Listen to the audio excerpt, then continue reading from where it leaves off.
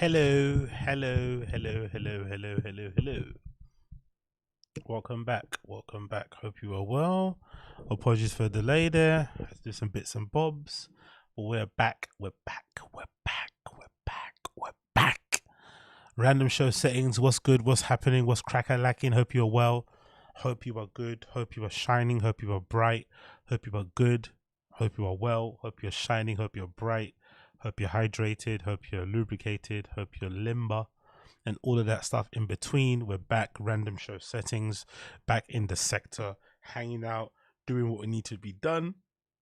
And getting done what needs to be done. You know the vibes. You know the blood clot vibes.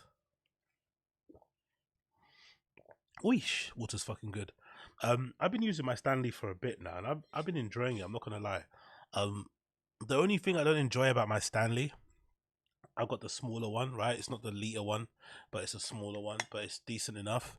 The only thing I don't like about my Stanley is this. You have to suck it on a straw thing. That straw thing I'm not really too fond of, right? The little straw thing you have to suck on is a little bit, you know, it makes me kind of question my masculinity a bit. You know, it makes me a little bit uncomfortable.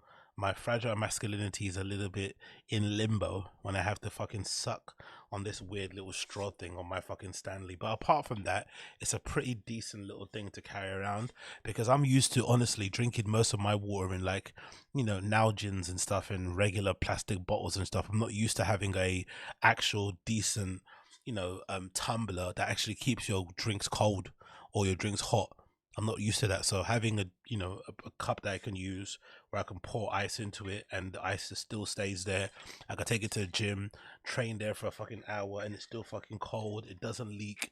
I can hang it from a carabiner on my backpack. I can put it on a strap. You know what I mean? I can put it in the back of my back, put it in whatever, and it's pretty, pretty solid. I'm all for it. I'm not gonna lie, it's a very good investment. I've been using it a lot, so most definitely if you're in the market for a Stanley, I probably prefer this one over the other one. The one with the straw in it that all the girls use is a bit too big for me. And I also don't like to have the protruding straw. I kind of prefer this little, this little gizmo. It's a bit better for me, so I do recommend you get this one. I'm not too sure what's the CL on this. I think it's like 70, right? No, it's like this is a 30 ounce. So I've got the 30 ounce Stanley and I've really been enjoying it. So big up Stanley. It works really well. Me like it. Me fucking like it. Anyway, many things to jump on and talk about. Let's fucking go. Let's not waste any more time because I know I've been a bit late. So apologies for my delay and my lateness, but we're going to jump right into it. So first thing to talk about here on the random show, first thing to talk about is that we need to cover the Fire and the Kid, right? Because flipping NJ Ranger has been on my case about this fucking Fire and the Kid clip for a while now. He's been hyping it up. He's been fucking saying it's the best clip ever. This is gonna be funny. Please watch it. Please, please. It's gonna be funny. You're gonna fucking die. And I'm hoping he's true, because if he's not true, if NJ Ranger lied to us, if he hyped this clip up and it's absolutely terrible, guess what's going to happen? Yeah, bitch, you guessed it. The ban hammer's coming down. If this clip is terrible and it doesn't live up to expectation, NJ Ranger, the ban hammer is coming down on you. But I'm sure you're going to come through for us. I'm sure this clip is going to be good. So let's check this out at the beginning of the show. Let's just enter it straight away. So episode number what? 957. Right, they get up to the thousands, you know? I didn't know they got that many episodes. They're getting up to the thousands already. This episode 957. Look at the downvotes. They still, most people don't have, again, I'm going to say this because I just think I'm a bit of a dork. Most people aren't dorks like me. Most people don't have the downvote plugin installed on their Google Chrome. I think most people don't see downvotes. So the fact that people still downvote YouTube videos, even though most people don't see them, is hilarious, because it's like, even though they know people won't see it, they know the creator will. They're like, you know what? I want you to see it. So they still downvote it. That's so mean, you know? It's so fucking mean. Most people won't even see these downvotes, but they still downvote them. I fucking love it. It's so fucking hilarious. Or like thumbs down, whatever it is. Let's play the clip anyway. Let's see what Bryan Callen's doing. I got the kind of gist of this clip. I think the gist of this clip is Callen trying to rizz up this new intern girl. So let's see how awkwardly Callen tries to make friends with people who are like 20 years younger than him and shit. Let's see how this works.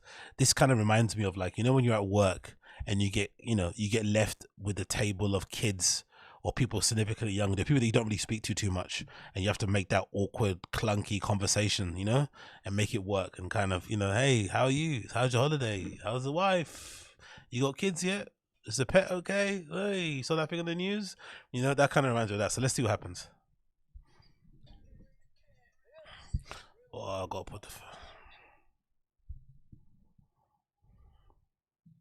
Let's see what happens. I've got to put the sound on. Come on, baby.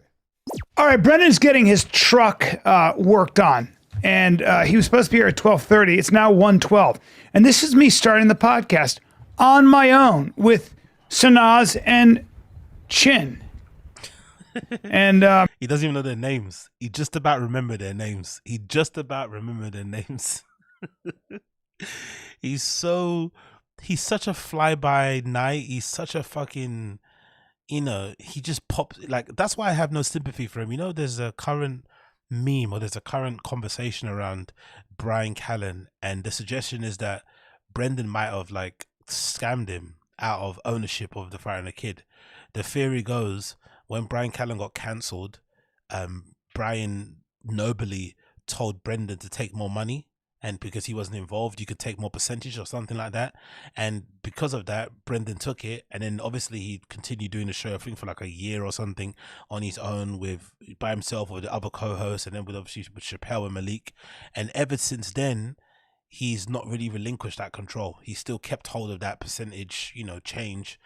And obviously Callen's probably too pussy to want it back, or maybe he feels like he doesn't deserve it. But something's happened where it feels like Callen's more of an employee, as he's not really like a co-owner, co-founder.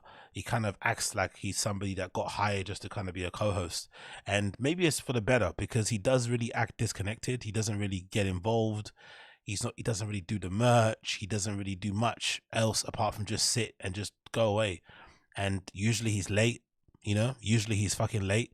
So I don't really have sympathy for him in that regard, you know, because you're grown up, you're not really that involved, you're always late, and you kind of treat the podcast as like a second. You don't treat it like it's a priority, which I never really liked. I think from the beginning, I've always had a little bit of a dislike for Bryan, because I remember in the beginning when I used to like the Fire and the Kid, when I actually used to like it, he would always kind of act like the podcast was kind of beneath him, like it wasn't his main priority. He was kind of using the podcast as a way to kind of get himself more famous, to get more gigs and whatever it may be, which kind of did work at the time, because if I'm not mistaken, I think he got schooled. No, sorry, I think he auditioned for the Goldbergs in part because of how his, you know, fame was kind of growing around the podcast. And then obviously from that, he got that show called Schooled as well, which was kind of like a offshoot of whatever that show was that he was on. Was it whatever?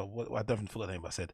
And that obviously led to him having more roles, which obviously led to the Joker cameo, blah blah blah blah blah. But yeah, he acts a lot like an employee. He doesn't act like an owner. Let's continue. we are represented here. The United Nations. I think the show goes. It was actually the original show is Goldberg's. Then the offshoot was obviously Schooled. Guys, feeling good right now. Just got the results of my impossible checkup. Oh, that's Brendan. Hold on. Let's see what he has to say. Come on, bro. Can't you just do a show without like having to answer the phone? Like, look how he's holding the phone. Even that's the most boomer way to hold a phone, isn't it? Look at him. He's an old man, isn't it? He's getting older by the minute, which is okay. But part of me just thinks like, am I mad? Am I mad to say this? Can't you just give up? Is that okay? Just giving up? Chasing relevancy, trying to be in the conversation all the time. At a certain point, can't you just give up? You've had a good enough career. You've got loads of credits. You've done amazing. You've been in movies. You did TV shows. You've been in Hollywood for a while, bro. Like, and then you get cancelled for rape and shit. Everything gets taken away from you. There's no shame in giving up and just deciding to just do regular work or just focus on doing stand-up and not being on social media. That's something that I kind of was really impressed by Cat Williams. I was like, you know what? Cat Williams could easily be annoying. If Cat Williams was on social media like these guys were, people wouldn't like him the way they do. I think the fact that Cat Williams isn't heavily on social media, isn't like Bert Kreischer promoting his dates with funny little skits and all that sort of shit, and he just kind of lives his life and does his shows and acts like a man his age. I think that's what endears him to the public, because obviously, you know, when he speaks from the heart, he gives it up, he doesn't sugarcoat shit, but he also kind of just, he stays out of the way, you know? I think there's something to be said for just staying out of the way and just kind of, you know, growing old gracefully, and not just like being on the treadmill of the content machine. Like, cause you know, like you've done it all, bro. Like part of the reason why I do so much is because I enjoy it. Obviously I enjoy doing it, but it's also partly because of the age thing. I can kind of do it. I can kind of stay up all hours of the night and do this stuff because I just like to do it. I just enjoy doing it for shits and giggles. But surely at that age, 57 years old, like, come on, bro, you're approaching your 60s. And you're still here trying to like making TikToks and all this shit. It's like, give up. Just give up, man. Hi, Brandon. Hello, bud. I'm in the truck. Oh yeah, I know, but I'm starting the podcast, so you better hurry up, okay? All right, pal. You're I'll on see you air. soon. You have anything to say to the fans? All right. Anyway, he's too into his truck. What's he doing? The lack of chemistry between them is just frightening, isn't it? It's crazy how quickly things can change. Someone gets cancelled, someone's not on the pod enough, out of sight, out of mind. Today. I don't know, but this is he's too into his truck. It's like you're souping it up. He's at he calls me from the shop and I just hear zzz, zzz, zzz. That's a tire shop. You can hear it in the back. I'm like, what happened to your tire? I got a flat. And something else he's doing. He's doing something to the hubs or something, or the hubcaps. Obviously, that's an indication that the show's kind of gone to shit. The fact that Brennan would go to a garage to get his car fixed before going to the studio is dumb, because most people would know, you know, not even being a gearhead, you would know that, you know, garages aren't an exact science. You don't just go in there at 4 and, you know, the work starts at 4:01 and then you leave at 4:30. Maybe when you get there, they're backed up a bit. They're still finishing another car. They're talking to a fucking client or customer, whatever. You have to kind of wait around. It's not just like, you know, my appointment's at 2. I'm going to leave at 2:30. So the fact that he went to a garage before the studio, knowing that it could take some time, is obviously a sign, I think, subconsciously, of where the priorities are. Because they know at this point it's autopilot. They know at this point it's autopilot. They know at this point it doesn't matter what they do. They just turn up. And for the most part, people just watch the show because they're already baked in. That's something I think a lot of these guys don't like to say and talk about, because it obviously dismisses their hard work. But part of the reason why people kind of like, I guess, dislike them and think that they've all been carried by Rogan is because they all got in early during the content podcast game, that nowadays, even though their shows aren't as good as they were when they first begun, because they got in early enough, they've got like baked in fan base. They've got a fan base that's not going anywhere. And I know myself, being a long-term podcast listener, I've got podcasts that I still listen to that are not that good anymore, but I just listen to them because they occupy an hour of my time. So I don't want to take them off my listening, you know, schedule or lineup, because then I have to go and find something else that can fill that schedule, and it's just long to find it. So if I've got something on my list that I've kind of listened to and it's horrible, it's not as good as it once was, but it's passable, and I can put it on the background and just do what I want to do during the day, I'm going to keep listening to it. So a lot of these guys, obviously this podcast being an example, they just, you know, they can just turn up and do the bare minimum, and no one's ever going to really duck out from the show. They're still going to be able to pay their mortgages, pay their car note off the show, because they've got fan base built in from the beginning. So they don't really need to make the effort of turning up and having a fun show, entertaining their fans, whatever. It can just be like this, you know, I'm in my truck, I'm in here, I'm talking to this, I'm talking about hubcaps, whatever, hobnobs, those are biscuits. But it's like, come on, man, this is awful. Or whatever it is. So, but anyway, back to me. They looked at I just had this crazy checkup at a place called Fountain Life, where they scan your entire body. They shoot dye into your body. Honestly, can somebody please tell me, please, for the love of God, please somebody tell me in this stream chat. I know I'm health conscious. I know we have some health conscious people in the stream chat, but what is with this obsession with these middle-aged white dudes in LA getting checked up every fucking other week? How often do these guys get checked up? They're always getting some sort of blood work, body work, like what the fuck is going on? I've never heard of people getting checkups so often. Like, what the fuck is that all about? Are they trying to mitigate for their bad lifestyles? Are they all scared like Bert is that they all might die?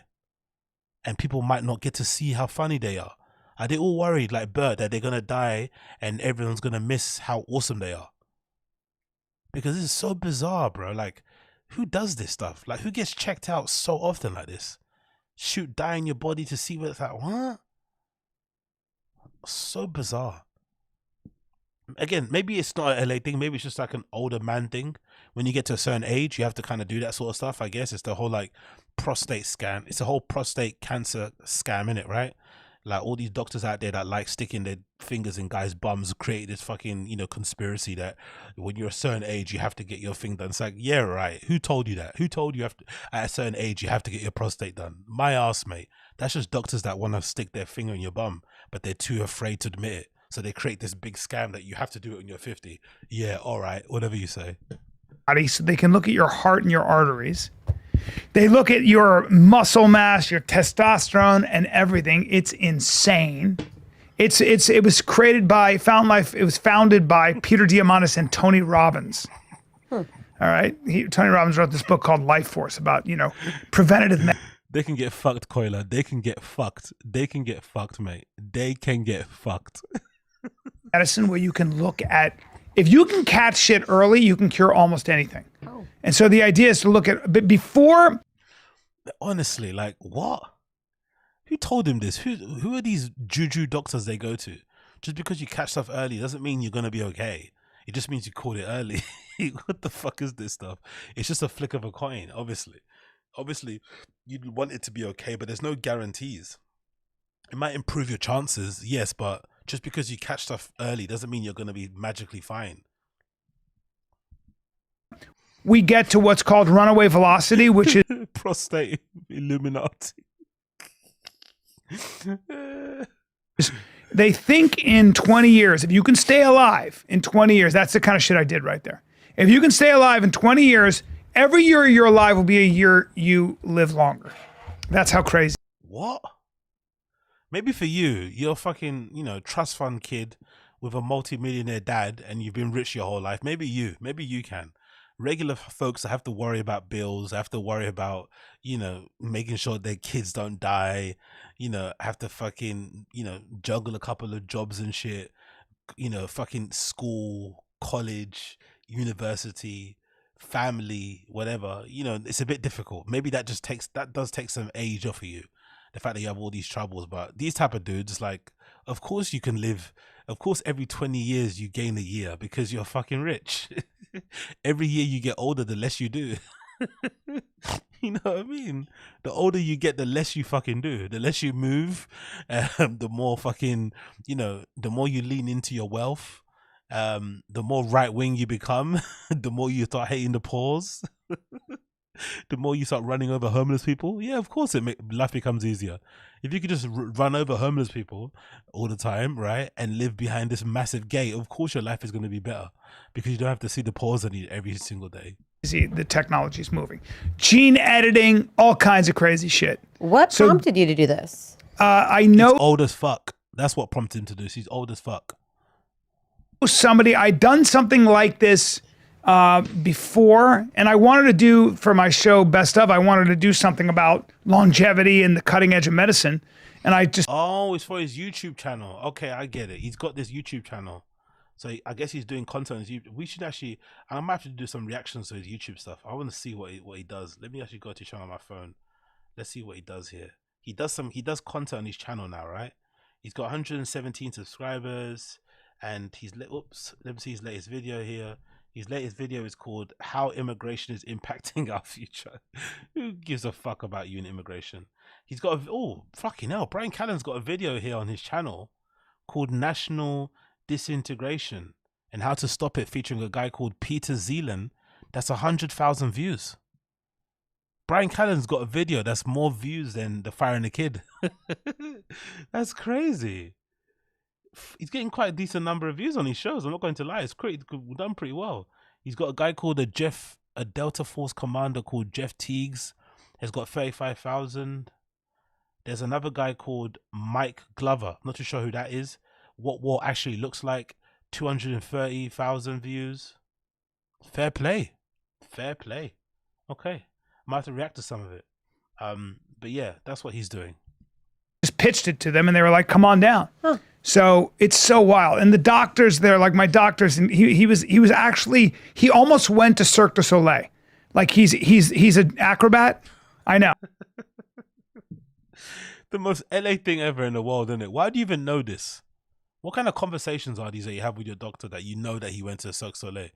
Like when I go to the doctors, you know, you get your fucking, you tell them what's wrong with you. They run through, you know, they kind of figure out what the diagnosis is. They give you the treatment and you go. There's what's this conversation where you find out what he did previously, you know, how he likes his eggs.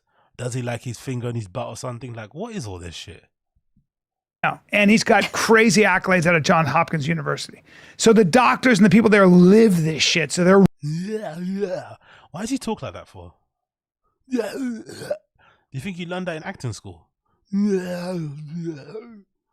Over enunciating words so you can hear what I say. It's like, come on, bro. Just speak normal. Really healthy. You know, you go to a doctor and the doctor looks like he's got 45% of his body's fat. Yeah. And you're like, why are you telling me about health, dude? You don't live it. That's why guys like. Does it bother most people? Like, who does that to you anyway? What doctors tell you about your weight who are fat? When does that happen on a daily? Is that like a conspiracy theory? They just make this up. I can't remember the last time my doctors told me something about my weight. Like, unless I had to get weighed for something. Like, why would they just mention your weight? What is this? Lane Norton and stuff. I listen to those guys, Andy Galpin, because they're jacked scientists. I want that.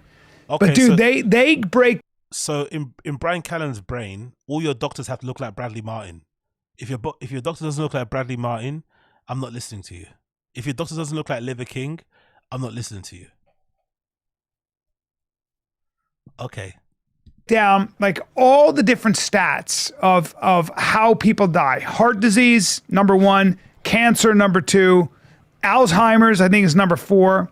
And they're just different things, but they can look at everything in your body. Now we know why Brendan doesn't let Bryan do the shows on his own. What the fuck is he talking about, man? This is so boring. Now we know why Brendan doesn't let Bryan do shows on his own. Because what the fuck is this? You're comedians, bro. Can you make it funny, please? Can you speak about the fucking Epstein list that's been unsealed? Can you maybe make some jokes? Can you fuck around and talk about something embarrassing that happened to you? Like, come on, man. What is this? We don't care. Like, you're not fucking, what's his name? You're not fucking Huberman. You're not, you know what I mean? You're not Huberman, bro. Like, if we want Huberman talk, we go to Huberman. We don't go to fucking you. Allow it. Body. And they can tell, like, so it's one thing to like get a calcium score. It's not one thing to get your cholesterol. Let's see what your arteries actually look like. Let's see the difference between hard plaque and soft plaque. Exactly all the this watcher. Crazy. Exactly the watcher. I don't even remember what he's talking about. Exactly. A minute ago, he's just waffling. This is Hollywood talk, man. Imagine him on coke. Imagine Bryan Callen cornering you at some Hollywood party high on coke. Imagine he's like this sober.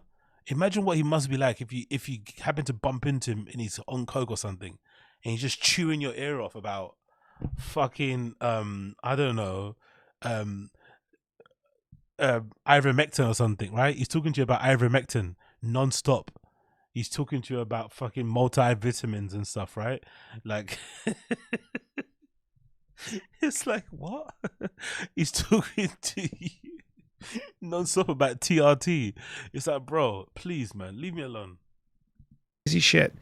Now, you guys are probably wondering what my testosterone is, even though I told you, ask me for the show. Ask me what my testosterone is. And have I ever taken testosterone? No. This is my 3rd test. My third state-of-the-art test. 970, you fucks. 970. My test. Yeah, and we know that because that's why you allegedly like to rape so much, because your test is so high. Naturally, you've always he's like an old Caribbean man. That dick never gets soft. It's always hard. There's never a turn off switch. An old Caribbean guy is always ready to go. An old yard man is always ready. An old yard man is always ready. Give a yard man an opportunity. Doesn't matter if he's 70, 80 years old. He will fuck your brains out.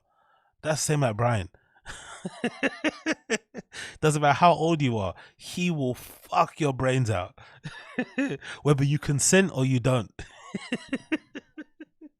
He's going to take that pussy. Or that asshole. You know, he's going to take either one. He's going to take it. He's going to fucking take it. Testosterone is 970, and I've never taken anything in my life other than, I don't know, food, water, sleep, sunshine. Yo, why do you shout? Why are you shouting at your? There's only 2 people in the room. Why are you screaming for? Fucking hell, bro! This shtick of like, I feel like a small man, so I just scream and shout like, bro, calma, calma. And, you know, chalk it up to my Sicilian roots. 970 is very high. My raping heritage, allegedly. Right? My background in rape. I come from a long line of rapists. It's in my DNA. It's hardwired in my code. Allegedly, it's hardwired. From the beginning of time, men in my house, men in my family have been, you know, picking up women, you know, whether they're screaming or not, unconscious or not, and throwing them over their shoulders and having their way with them because, you know, I come from a family where the men rule the house, the men rule the household, you know? We can do what we want. Oh. Can you tell us what the average testosterone should be? Well, somebody at 56? So what, is he going to try and flirt with this girl with testosterone? Is this what we're going to get? We're going to get testosterone flirting. Brian's going to try and impress her that his dick is ready and he can fuck her right now if she wanted. You want to fuck? Right now? Let's go. Going on 57? 200, 300, 400? Wow. Yeah. You're not kidding. No, I'm not. Wow. She's like, that dick gets hard, huh? That dick gets hard. Look at Brian now. Look. I can see the eye of the. You know what? I know African guys. I know Caribbean guys. I see that look. I know that look. Look, he's already getting tingly. He's already getting a bit of a boner. He's getting a bit of a chub. He's getting a small chub already. He's like, oof. Hey, if you keep talking about my testosterone, I might have to put the T in your pussy, you know? If you keep talking about my test, I might have to test you out. Look at that. He's ready to go. He's covering his crotch just in case. I'm not fucking around. That's why I have so much energy. That's what I've been saying. I kind of want to have Brendan go take this test too. I do too. I think he, you know, athletes, guys who are taking a lot of hits to the head, typically that No, she mentioned Brendan. Fuck.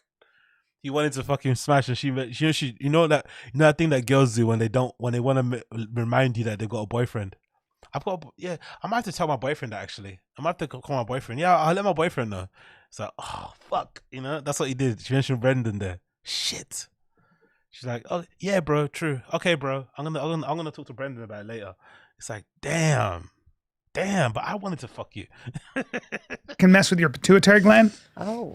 So head trauma can lower your testosterone. It can be a real problem. Okay. Either way, the point is, nobody should look at me because I'll get you pregnant from here.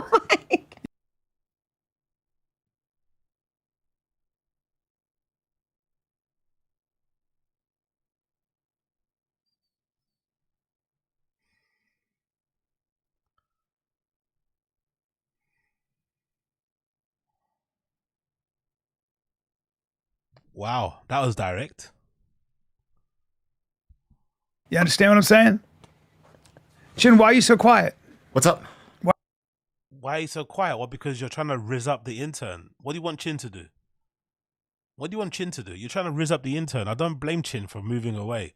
You're trying to rizz up the intern What's he meant to do?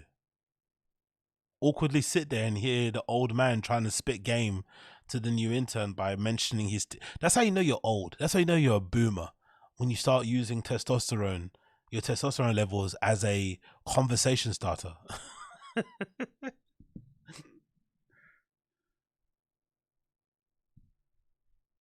Why are you so quiet? I'm just adjusting the cameras. Oh. Yeah. Oh, Good. to focus on me? Yeah.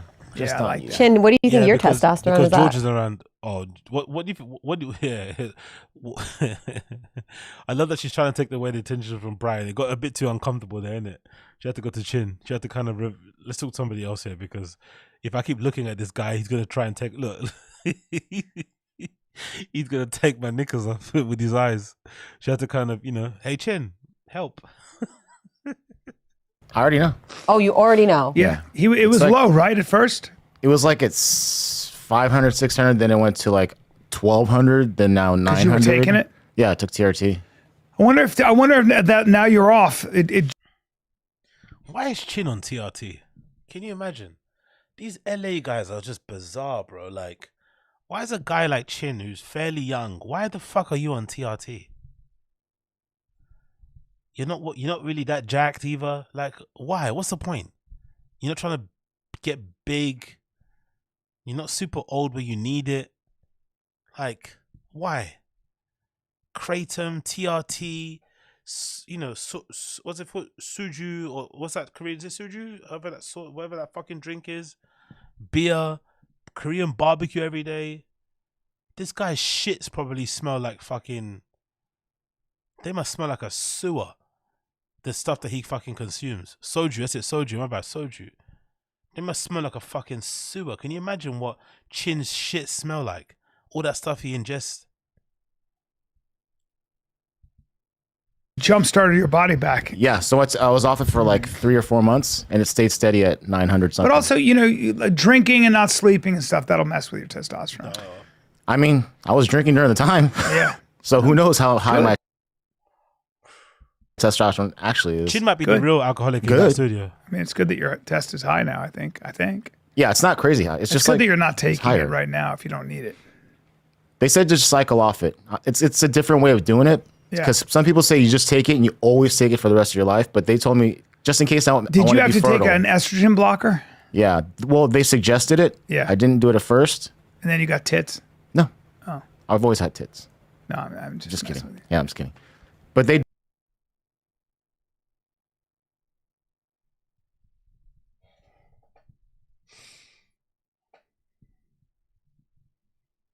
I get the impression they don't like each other that much. I think they tolerate each other, but I don't think they like each other that much. Underlying, I don't think they like each other that much. I would bet they haven't spent any time alone with each other outside of the pod. I don't think they like each other that much. I get the feeling. Chin and Brian aren't really close. I think Chin's probably closer to Brendan, even though they're not super close, but I don't think they like each other that much. I don't think there's real kinship or friendship there. do want you on anastrozole. Anastrozole? Yeah. A little bit of it, like twice a week. Estrogen inhibitor. He's trying to fucking literally claw his face off from his, trying to claw his face off from his head, literally with his fingers. Is so bored. It's so complicated, like all the shit that they look at. I mean, I got screened for 50 different cancers. Wow. It's because your cells give off DNA, and they can tell what cancer cells are giving off what DNA. That's kind of harrowing when you get. I got a lot of guys my age who don't want to do it. They don't want to know. Yeah, it's scary. That's nerve-wracking. But you should know because you'll get the results, and if it's at stage 1 or 2, they can cure that shit. The problem is that he's really putting a lot of faith in the medical, in medicine and stuff. Like this idea that you can always cure stuff if you catch it early is just flat out wrong, no? Yes, your chances of curing are higher, but he's really like, again, there's a real like weird obsession with their mortality, innit? All of these guys. Of course, Bert is the one that vocalizes it more, but I feel like all of them are kind of feeling that way. They're kind of realizing that no matter how much money they have, the one thing they can't necessarily, buy more of or replenish is their health, right? Really, it kind of is what it is. It goes where it goes. but they've got all the money in the world. They don't have enough time to spend it, and now they're kind of obsessing about their mortality because they're more worried about people not being able to see how awesome they are forever and ever. The reason some cancers are so deadly is you don't know it until they're stage 4 and it's spread all over your body. How long did all these tests take? It took 4 hours. Oh, okay. So it's a chunk of time. Yeah, down in Naples. It's awesome. Oh, Fountain Naples. life. It's expensive, but it's awesome. Yeah. And No, it's going to we know it's expensive for sure. How did you pay for it? How did you pay for it? That's what we want to know. get to a point where it's not expensive. It's going to get to a point where all of us, when we go to the doctor, we'll get a scan. In the more than 10,000, less than 10,000? Not in the NHS, mate. Not with the NHS over here in the UK, and not with, I'm sure, people in the US who don't have good health insurance. Those are like extras, you know. Those are things that that most people aren't going to be able to afford. A scan you just walk into that just tells you where you're sick. It's like a fucking scan that you get in the airport. You just stand there and it just tells you where you're sick. You know what I mean? That's why having money is actually a good thing, because you can actually prolong your life when you have money, because you can literally walk into a scanner and they can tell you, hey, you have a tumor here, get it out now. Whereas regular people just have to wake up with a big headache, faint on the dance floor or at work, and then realize, oh, it's too late now. You know what I mean? Oh, shit. I mean, I don't know how much I pay for it, but these things cost a lot because their clientele's wealthy. Yeah. Oh, really? Right. Who knew? Now, right now, health is for the wealth. I mean, for the wealthy. We know that. And that's not good. Right now, it's always been that But way. you can get, I'm telling you, dude, every time I talk to these scientists, so much of it is in your control. So just don't smoke, try to sleep, and don't eat like a pig. Start there and you're already 90% there. Like, just don't eat a lot of sugar, don't drink a lot of alcohol, don't smoke. Starting there, and So, you're have no vices, have no indulgences, and your life will be worth, your life expectancy would increase. You can now live forever and ever.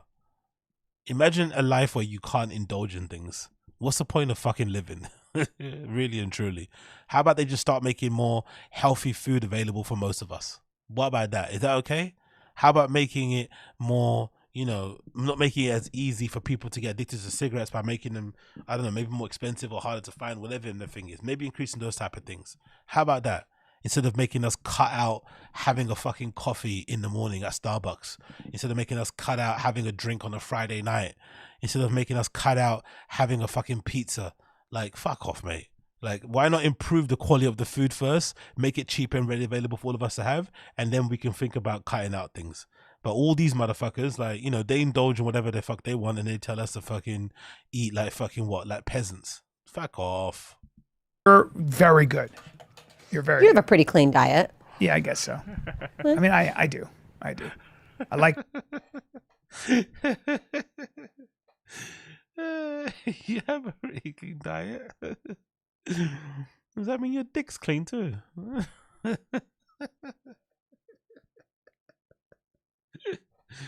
What the fuck is going on, man? I like you know what? I'm telling you, I'm not What? eating as Tell much us. Tell us. saturated fats. This is getting boring.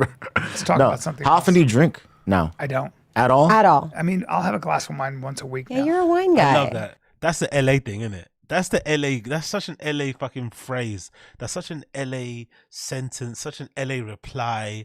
Such an LA use of words. How much you drink? I don't really drink at all. Really? You don't drink at all? Well, I have a glass of wine when I have some dinner. It's like, that's drinking.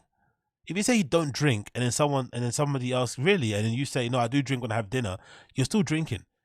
What is this thing of like, oh, it doesn't count if you have drink with your dinner, but it does count when you're what? At the bar with some randoms. So it only counts when you are drinking and you've got a packet in your pocket. You've got an 8-ball burning a hole in your pocket, but it doesn't count when you're having dinner, at a steakhouse, and then you order what? And you drink a bottle of wine between two people. That doesn't count. It just counts when you're in an actual cocktail bar or you're in a nightclub. That's when only it counts. It's such an odd way of using words. Like, I don't drink, but then you do drink. Cool. Great drink. Never met him. I know, but I don't like it anymore. Something happened to me. I'm sensitive. I'm sensitive. If I've eaten too much or I drank too much, I feel it. So then I just don't feel, I'm not disciplined. I just feel better when I'm not doing it. So you'll move towards, what feels good versus what doesn't. What about the shrooms? You still do shrooms? No. No? No, dude. I did shrooms. Did I tell you my story? You still do shrooms. What was he doing them? Again, can't you just give up at a certain point? 60-year-old dude getting checked up every week for, unidentified cancers is now also doing shrooms every day. To what? To tap into his comedy. He's microdosing on shrooms. To help him with his joke writing. Nah, sometimes giving up is the honorable thing to do. Giving up and actually going back home and looking after your family, raising your kids, that's actually quite honorable. There's nothing wrong with that. This whole chasing the fame thing is odd. Imagine microdosing on LSD and mushrooms when you're 60. So you can do more fucking jokes about I'm like a horse. When I get the girl, I chuck her on my shoulder. My name is like Pablo, all this sort of stuff. I'm a man. Fuck, Or I did shrooms on Rogan. Oh yeah. Oh yeah, on the my plane God. and everything. But I mean the little gummies that you do, like the small dose. You don't. Yeah, do you that? can do it. It doesn't do anything for me. And you don't I mean, it smoke weed? does do something for me, but yeah, it just exactly, Coiler. Chin dry snitching. You still do shrooms? You still fucking prostitutes? You still going to whorehouses? You still doing coke? You still on that ketamine? Remember, you told me to get you some ketamine the other day. Are you still doing Molly? It's like, bro, come on, man. just throws me off kilter, and I feel better sober. Like I'm 56. I'm not going to open any portals. I went to hell on mushrooms. I was in heaven at first. I was in the Garden of Eden. I was in Mother Earth's vagina, and then I ended up in hell because I took. Yeah, let's mention the pussy one more time, just to remind that girl what time you're on. Let's mention the pussy one more time, just to remember what time you're on. 4 more grams. And you know what I learned? Not to do mushrooms in that volume. That's what I learned. That's the insight I got. I didn't learn anything else. Too old. There's no secrets, man. Everything takes forever. Have you done mushrooms, Snaz? No, Never. no. Really? Yeah. Are you afraid? Yes. Why? Because I don't want to go to a third dimension. No, you have to. I'm worried I'm going to uncover some childhood trauma that I will. blocked away. Yeah. And I just don't want to bring it Yeah, back. man. That happens. Chin, how about you? Of course. You've done a lot of them? No, I mean my friends would have like course. something like that big, and we'd just chew and swallow it, and then you just feel happy. I guess. Chin does everything, innit? Chin does everything, but he has such a limited range of emotions that it doesn't actually do anything. He has such a limited range of probably life experiences and shit that it just doesn't do anything. It just doesn't go anywhere because there's no real depth, as Brendan will say about the studio. There's no real range. There's no real peaks and valleys. It's just, he lives a life. What's that quote? He lives a life of quiet. What's that thing called? What's that quote that Joe Rogan always says? Life of quiet desperation, is it? Life of quiet desperation. Yeah, that's a quote, right? Yeah, Henry David Thoreau. Most people live an empty life because of unfulfilling work, lack of leisure time, and misplaced values. Money, possession, and accolades. He's just there existing, man. Just ingesting everything and, doing whatever he's doing. You've never really tripped. No, I don't want to trip. That's the thing I fear. The massive men lead lives of quiet desperation. That's Chin. That's Chin Sui. Just ingest mushrooms, kratom, LSD, anything else, and nothing happens. He's just the same guy. He drinks a lot, doesn't even look drunk. Just that same fucking stone face that he has. The most. I hate tripping. Dude. Isn't that the point to trip? If you take a little You gotta bit, be careful with tripping. I hate tripping. 'Cause I'm telling Okay, cool. you, man, I dissolved into the sun in Aubrey Marcus's wording. Because that's what happened. The sun swallowed me up and spit me back out because he didn't like the way I tasted. Aubrey Marcus, another legendary grifter. He was like, "Puh." yeah. And I was on my back in hell. I could only move my tongue. And It was bad. Was it worse? Have you done Rape karma? edibles, just weed edibles? Is Yeah, it I worse don't than like that? that shit either. Why? Way worse than that. Because edibles, you're just like, oh, I'm fine. I can't feel myself I thought I was breathe. dying on edibles. Yeah, you can't feel yourself breathe. Yeah, I So thought I you're was just sitting dying. there like this, like, I can't move my face. I can't breathe. That sucks. Scary. I'm That's not the gonna lie. Again, I like to drink. I like to take a lot of drugs, and when I go out and have fun with my party stuff. But there's nothing more boring than talking about the drugs and the drinks that you do to people like this. There's nothing more boring. There's nothing more lame than just go and do it and shut the fuck up. Especially at this age. Like, can you imagine sitting around with your pals and just, oh, we're so high? It's like, what? You're 60, bro. You're 60. So telling me about how you took edibles and you couldn't move and you were sinking. Oh, it's like, bro, people do drugs and drink every day, B. It's not that big. It's not that deep. Like, it really isn't. Oh my God, man, I took half a Xanax and it's like, grow up, man. Take 5 to the face and then come back to me. Worst, but you know, the rest of it is whatever. Is that Yeah, mushrooms are like fucking But mushrooms. different. You'll be there in the ground. The carpet will start to literally melt. Oh, No. really? I'm not joking. Oh, really? Oh, you don't even mushrooms?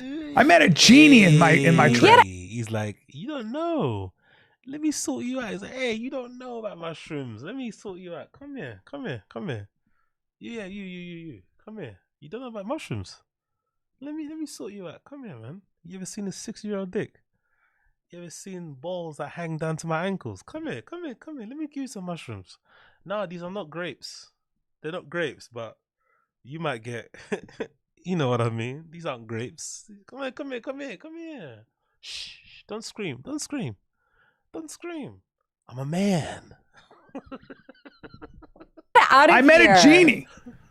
I mean, you'll look over and the person next to you is in the desert and their hair is flowing. I'm serious. Are you eating the actual mushroom or are you eating the synthetic gummy? No, one? you eat the mushrooms. Like you're chewing on it. If you go through a ceremony, they gave me chocolate that was really. You know, I also don't like, as much as I hate Bryan talking about drugs when he's like 60, like trying to be cool. You know, I also think is extra lame. Her pretending she doesn't know any of this stuff. Her pretending like she's the first time she's heard, oh my God, I did it. Like this feigning ignorance about you don't know what he's talking about. It's like, come on, man. You don't like, you're too old as well to be cute, looking innocent. You're not that young. Yeah, I mean, you're too old to look like innocent cute. Like, let's relax. You know what he's talking about. Oh, I have no idea. Oh my God, really? Oh wow. So what? You doing the mushrooms like the gummies? It's like, come on, man. What the fuck is this shit, bro? What the fuck is this? This is like walking into the study area to meet your friends and you see him risen up some girl and you awkwardly have to stand around and watch them entertain this weird, clunky, fucking flirting, ritual or something. It's like, bro, either give the guy your number or let's just move on, please, because this is a bit like weird. Really high dose. But man, I mean, I'm talking about DMT. Have you ever done DMT? Woo! I smoked DMT. Me and Brendan did. That shit sends you to a different dimension. You did for DMT real. and you're both still cunts. You both did DMT and you're both still objectively 2 of the worst people to ever walk the face of the earth. How is that possible? You did all these drugs and nothing changed. Nothing changed. You're still pieces of shit. That's impossible. You'll go blind. You What? won't see anything. You'll just go boom, and then what happens is you just see, like what they call it sacred geometry. You see all these shapes and colors, but that lasts 3 minutes. You want it to last longer, because once you learn how to ride it, That's not what she said. That is not what she said. She did not want it to last longer. once you learn how to ride that spaceship, because at first you're going to be trying to control the spaceship. Yeah. The biggest thing about psychedelics is don't fucking try to control anything. Oh, really? You shouldn't control psychedelics. Oh, really? I had no idea. Oh, really? So when you're high, you shouldn't try to control that high. You should actually let go and surrender to the high. Oh my God, I didn't know that. No way, dude. When you smoke weed, your mind just goes, "Hey." It's like, fuck off, you old cunt. Go look after your fucking kids, bro. Take your kid to soccer practice or something, bro. Buy your daughter a Barbie. What the fuck is this, bro? Let it take you, man. That's where you can understand, like, if you can learn how, like, they've had yogis, like swamis who study meditation. Please tell us about do fucking like yogis. Come on, please. Come on, man. Please. Come on, man. Come on, fucking CALLEN fucking Krishna, whatever your fucking name is. Come on, tell us about yogis. Tell us about that summer you spent in fucking Delhi. Come on, tell us. Tell us about your fucking gap year. Your gap year fucking backpacking, you know, in fucking in Bangladesh. Come on, tell us please. Tell us all the wisdom you've learned. Tell us, please. Impart on us this. 50 hits, a crazy amount. And within their trip, they're lucid. Within their trip, they just look at you and they go, they're just witnessing themselves. There's a famous story about this Swami who took witness me. If you know, you know. An Witness me. ungodly amount of acid to prove what. And as he was on acid, he just looked at him and he went like this, ha ha ha. You can't get me, dude. This nigga thinks he's Ice Spice, huh? Callen Spice. Why is he sticking out his tongue like that? This nigga thinks he's Ice Spice. He just looked at him and he went like this, ha ha ha. You can't get me, dude. I mean, I'm tripping, but I know exactly where I am. Callen Spice. Because he was able to like separate Don't stick out your tongue his like that mind ever again, man. from himself. So he's able to watch his own trip. That's the idea behind Vedanta. Yeah, he thinks he's a baddie, isn't it? Callen thinks he's a fucking baddie. He's sticking out his tongue for the ladies. This could be in your asshole.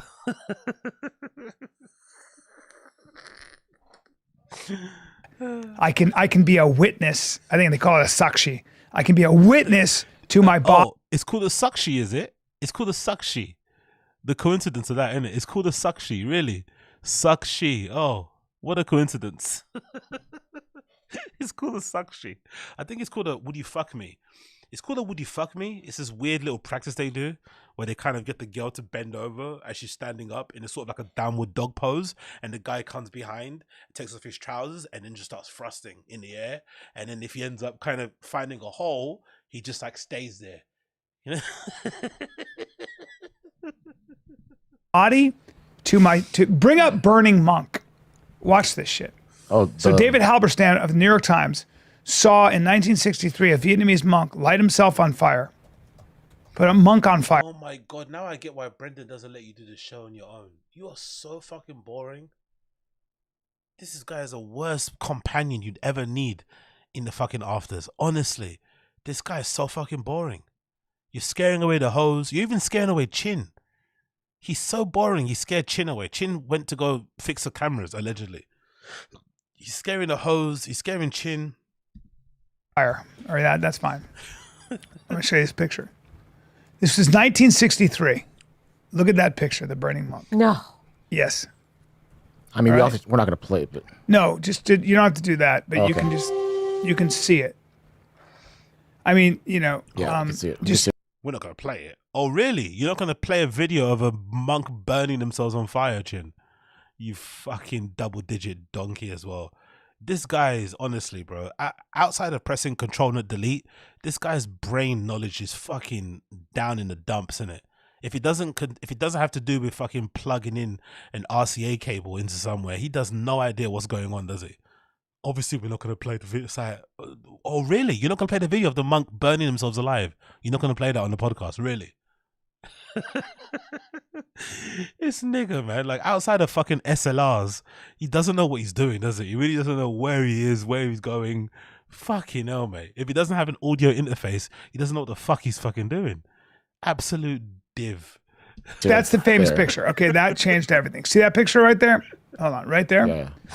Okay, so that guy lit himself on fire to protest how the South Vietnamese government at the time in 19 himself from his body, from witnessing his.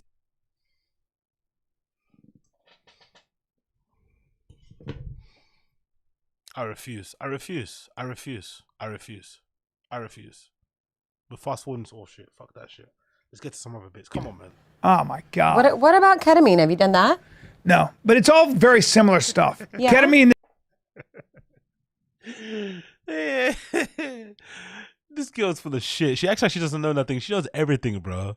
She knows everything, bro. This girl looks like the perfect person that if you told her, hey, you want a bump? Before you even finish your sentence, she'd be fucking pulling out her phone, getting her card out, getting a little straw. You know what I mean? Do you want to? She's like, yeah, of course. Yeah, of course. Oh my God, thank you. Of course. Thanks for asking. What's your name again? Leaning in like that. What's your name again? Leaning into your cheeks like, what's your name again? What's your name again?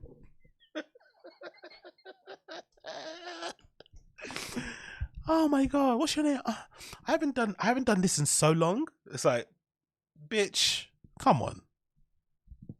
This is, I guess, makes you feel really, I guess it's a sex drug. It kind of dilates But there's things. therapy for it now. Yeah. But if you want to get banged in a bathhouse and you don't want it to hurt, take a little. Oh, look at that lean in. She ready, innit? She's already limbered up. Her asshole is like. Look, look at that lean in. Which means banged in the look. She kind of leaned in a bit, innit? She was happy about that. Yeah, but if you want to get banged in a bathhouse and you don't want it to hurt, take a little. Well, chin nose. Take a little ketamine. Yeah, pick a spot on the wall. Brian's heard that Brendan's banging it. Brian's heard that Brendan allegedly is having sex with this young lady, which is what BGL said, not me. I didn't make up this rumor. BGL said on an interview recently that he's been talking to this young lady's ex-boyfriend or current boyfriend or whatever, and allegedly the story is that she's been texting Brendan late at night and the boyfriend got annoyed and then I think they broke up, and the suggestion is that Brendan's been smashing her, in the room that they record fucking, the golden hour or something. It wouldn't surprise me if that's true, but it also wouldn't surprise me if Brian's the type of guy who got turned on hearing that and was like, you know what, I want to fuck her as well, mate. You know what I mean? I want to get in as well, mate. You know what I mean? I heard she likes the drugs. Let's just you know what I mean? Let's peck her up a bit, get her some ketamine, get her some of that shit that fucking, that sent fucking, what's his name? What's that fucking guy's name from Friends into a spiral? Let's go from there, innit? You feel me? Oh. It used to be called the gay drug. I didn't know that. Yeah. Ketamine. I recently learned. When was it called the gay drug? Like, I go out a lot. I don't remember it being called a specific. The gay drug is like poppers and like GHB. I don't remember ketamine being a gay drug. I think this is just an excuse for them to suck dick. I just did the gay drug. I couldn't help myself. Don't make an excuse. The gay drug, my ass. It's the gay one. Yeah, right. Learned what a bathhouse is. Oh. Thanks to that Dahmer documentary. So. Yeah, that was a bathhouse. Yeah, that's it. R.I.P. Matthew Perry. R.I.P. Matthew Perry. That's the one. Big up some guy. R.I.P. Matthew Perry. All the rage. But, I've been to bathhouses in Turkey. Bring up the Haman in Turkey. But to be fair, American people are fucking odd anyway. American fucking medicine is fucking bizarre. Addiction fucking treatment is fucking odd. The fact that it's actually even accepted that you can treat addicts with ketamine is insane. If you're an addict, you have no business doing any drugs. You're a fucking addict. You should be thinking about your life after that. You know what I mean? That should be behind you. The fact that they allowed that to be an actual treatment was insane in the first place. Like, what? Like, you're gonna take drugs to wean yourself off of doing drugs long term? Really? You're playing with fire, bro. That is actually dicey. So I don't know, man. I feel so bad for Matthew Perry. I honestly do, man. He was probably going through it. You know what I mean? He was probably really, really going through it. Yeah, that's where they just scrub the shit out of you. Giant men with mustaches take cloths and sponges and scrubs to your body. That shit right there. And you get scrubbed down, but they're big. And it's not men who do that to women. That's bullshit. It's women who do it to women, men. Do you think he's just been on his Instagram feed?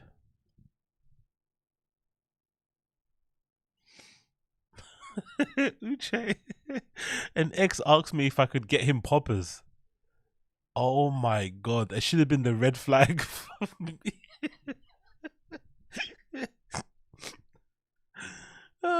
That's amazing. I love that.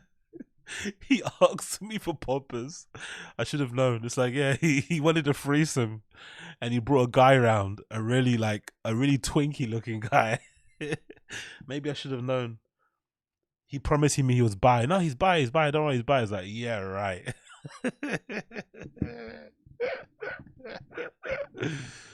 Oh, fucking hell, man. This is one boring ass fucking podcast. I'm not gonna lie. Do it to men in Turkey and Istanbul.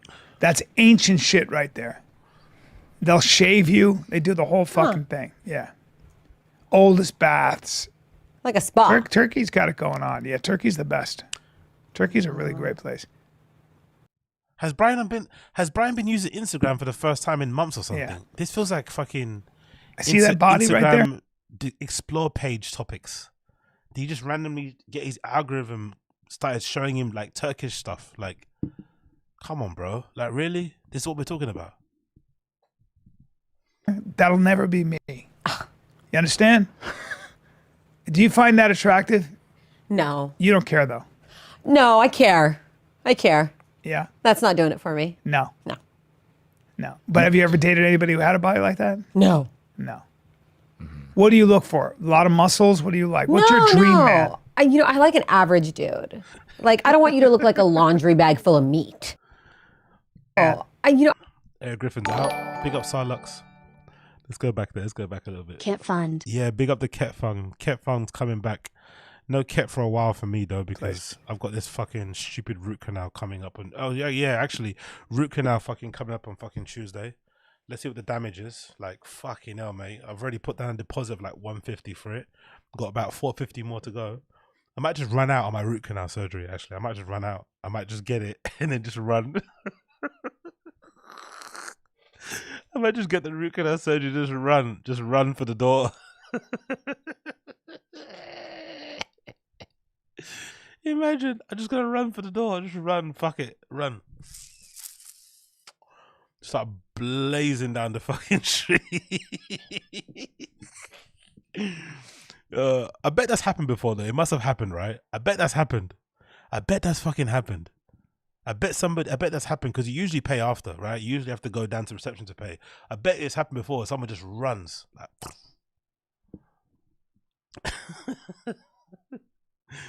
but then of course you burn that place and you can't go back again. They blacklist you, obviously. They've got your address as well, so they could obviously come and get you later on. Oh, I should have put a fake address, shouldn't I? Fuck, I should have put a fake address. I put my real address. If I would have put a fake address, I would have run just.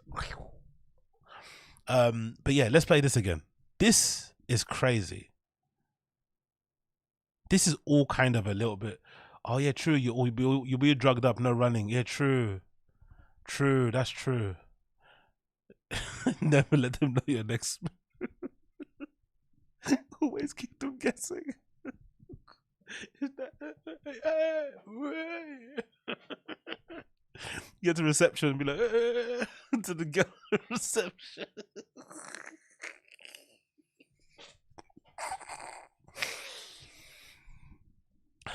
Oh God. Now she's leaning too forward for me at the moment. Like, she's a grown woman. She knows what she's doing, right? She knows the game. And I don't know, these questions feel a little bit inappropriate. Especially for the, Again, maybe I'm being a prude. Maybe I'm being a fucking PUSSY. But this feels a little bit inappropriate. A tiny bit inappropriate to me. Yeah. I see that body right there. That'll never be me. You understand? Do you find that attractive? No. You don't care though.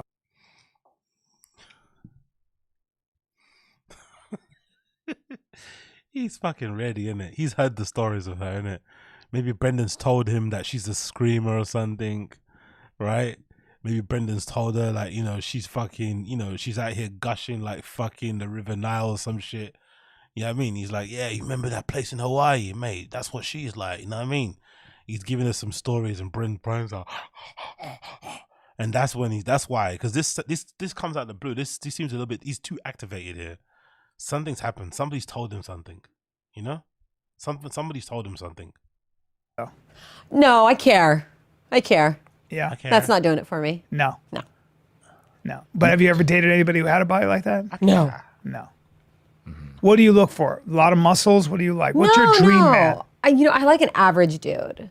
Like, I don't want you to look like a laundry bag full of. So hold on. You like an average guy, but then you also wouldn't want. Wasn't that guy on the picture an average looking dude? That guy here isn't that an average? Isn't that what average guys usually look like? I like an average guy, but not average like this. What's average? What's above this then?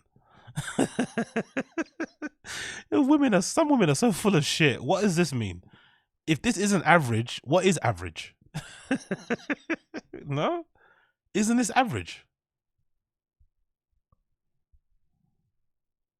And Brian, like, I got a better body than them. Should I take off my t-shirt? I'm surprised Brian didn't offer to take off his top.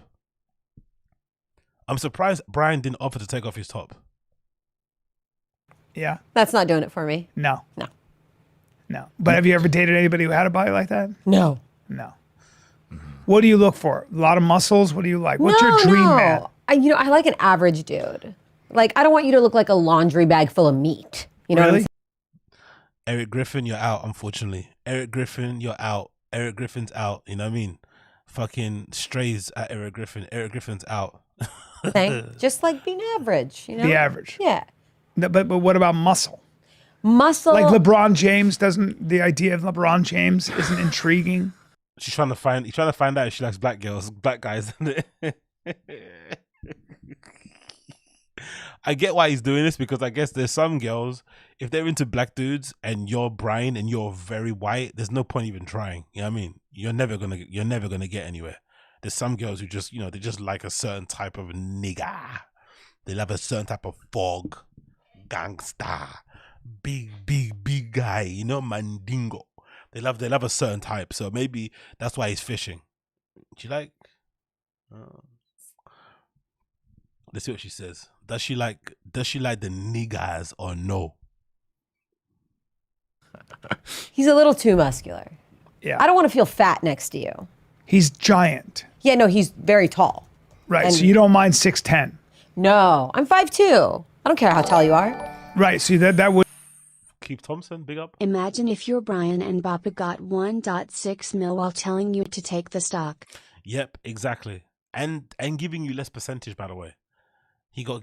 You know what's really funny about that 1.6 mil you just brought up? I just remembered. They gave that to Brendan. Isn't that a bit fucked up that he has his own ad deals? They got a podcast together, but he has his own ad deal things. Like, he has his separate ones. That's a bit. It's a bit fucked up, isn't it? A little bit. Like, you split the pod proceeds, but then you got your own.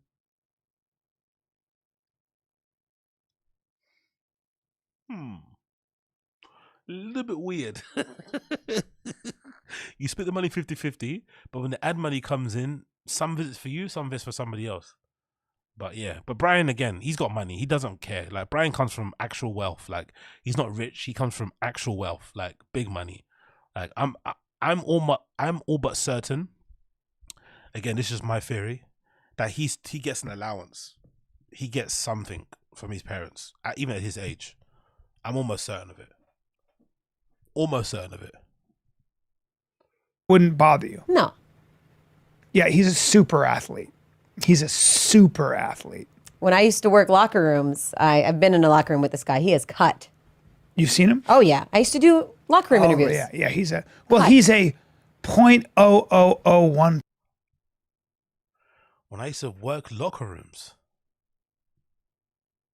Huh? Yo, is this intern for the streets? She's for the streets, isn't it? No wonder they're all getting happy. She's for the streets. She might fuck all the man them. I did locker rooms, interviews. Yeah, sure. Interviews, sure. Percenter. Right? I mean, that guy's just a total freak. What is he, 6'9", 260? I mean, come on. Oh my God, they're still doing this thing, this high sides conversation stuff. Oh my God, it's excruciating, man. I'm going to end this, honestly. Look at that. Please, God. Yeah, That's what you look like without your shirt on. kind of is, actually. Only much smaller. No, that's just a different kind of, that's a different. They're flirting, isn't it? They're actually flirting. That's what you kind of look like with your shirt off. They're actually flirting. No wonder Chin went to fix the camera. Look at Chin's face. He doesn't know what to do. Look at Chin. Look at Chin. Trying to look dead on. Chin is the third wheel. He doesn't know what to do. Chin is dying inside. He wants Bard to come. Is it Bard? Chin wants Bard to come back. Where's Bard? Bard, please come back. Please come back, Bard. Please come back, Bard.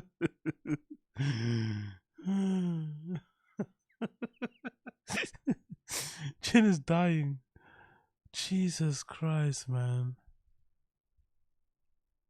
Athlete. That's a different kind of athlete altogether. Oh, no. Wow, it doesn't want to show. Look at that. Look at you. That was on Rogan when they said take your shirt off. I was flexing there. But still, that's freaking. Yo, is she coming? Is she fucking cooming? Is she coming? Oh. Might have to let these Persian tits sit on your face, bruh.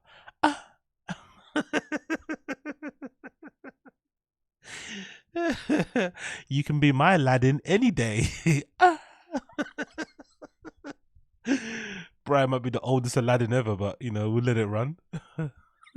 It's just Jacked. not. It's just not. I don't wanna Okay, dude. I don't want to look at myself anymore. I'm naked. It's gross. Look at that guy. Look at that. Was that Dalia in that photo? Yeah. Yeah, but that's Yeah. Go to that Yeah. picture right there. Yeah, that was me and Brennan back in the. Let's not put the Leo on the screen, please. Let's not put the Leo on the screen, please, please, please, please. Yo, imagine this. Imagine listening to this as an audio podcast. Imagine you're on your commute to work in the morning, and you slap this on. Because I don't know about you, but I'm very precious. I'm very protective of my commute, of what I listen to on the way to work. 30-minute journey, 45-minute journey. It needs to count. Don't waste my time with nonsense. Especially you're sitting there on the train, in your car, on the bus. Big up Keith Thompson. Bryan fishes better than Rogan. Exactly. Big up Keith Thompson. Appreciate you, brother. Imagine you're sitting on the fucking train, on a bus, and you're hearing this for the first 20 minutes of your journey. You're commuting to work. You're like, what the fuck? You downloaded the podcast ahead of time so you could listen to it in case the train went underground or you didn't have signal. You prepared for this. And then you're listening to this. This old geriatric guy trying to get into the pants of some intern that, in my opinion, is just entertaining him, really, for the most part. She's not fucking interested. Do you know what I mean? She's been around the block. She knows the game. She knows what she's doing. She knows what she's trying to get out of this, but she has no interest. You know what I mean? Like, she's literally just entertaining his nonsense, and he's just, you know, he's like the old guy at a fucking, you know, at the cocktail bar trying to chat up the fucking bartenders and stuff. It's like, bruh, come on, man.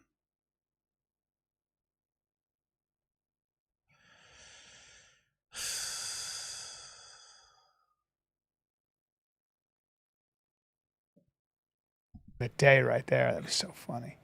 You want it with this one? No. That's me on pool as pool boy. Look at me. I was a young man. I was 26. I never lifted weights back then. Not that it makes a difference anyway. Interesting. Look at Dalia. He was young. When is this picture from? 17? Chris looks good there. Yeah. We're gonna stop there. I'm not having them reminiscing over pictures they see on Google. Like, you can get fucked off. You can get fucked. I don't know what's going on here. Brian's like, look how happy he is when he sees pictures of himself. That's pure narcissist, isn't it? Right? Like, most of the time when I have to, like, I don't even think I even do it on here. Fucking rewatch clips of myself on here. It's fucking embarrassing. It's cringe as fuck. He's just sitting there like cheesing at pictures of himself on Google. Like, this is bizarre behavior, bro. Bizarre behavior. But anyway, yeah, whatever. Cool. Fuck them. Fuck everybody involved. Actually, the funny thing about this, all this talk and nobody in that room's gonna get their dick sucked. That's the funny thing. All of this blue balling, all of this fucking, you know, edging, and nobody's actually gonna get their dicks wet. No one, because she's just entertaining him because she's a pro and she knows what she's doing. And, you know, Bryan Callen obviously told us his testosterone levels are what? I don't know, 2,500 GT or whatever turbo he has of fucking test, which is nice. You know, he has a wife at home and 2 kids though, right? But it's fine to chat up the fucking intern live on air. Cool. Yeah, no problem about that whatsoever. Whatever, cool, whatever. You know, I don't know. He needs to give up. That's what I'd say. He needs to fucking give up on life because, yeah. Next on the list, let's move on. Have you guys seen this quickly? This courtesy of Drama Alert. What do you guys think about this? What do you guys think about this? Because I'm surprised people have this sort of way of thinking. Again, he's a kid. I understand he's more of this guy called FULCRUM. He's kind of like a weed influencer kind of dude. He smokes a bunch of weed, does vlogs and stuff and live streams and people like it. He put this tweet out that Drama Alert spoke about where he said COVID-19 was completely fake virus disease. They changed the dictionary definition of cold and flu to confuse the population into complying with the new laws that they only would comply if they created a panic by changing the definition. I guess it's real when they shoot it in your body. However, naturally, that shit is just a cold and the flu, rinky-dink sickness. 1984 hashtag. Do people actually believe that COVID was made up? That it wasn't real? So all the people that died, what did they die of? The people that are suffering from long COVID, what did they have? Huh?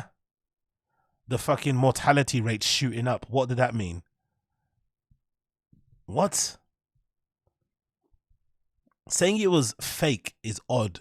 Saying it was a more severe version of a flu, cool. But saying the virus wasn't real is odd, innit? Like, what is that about?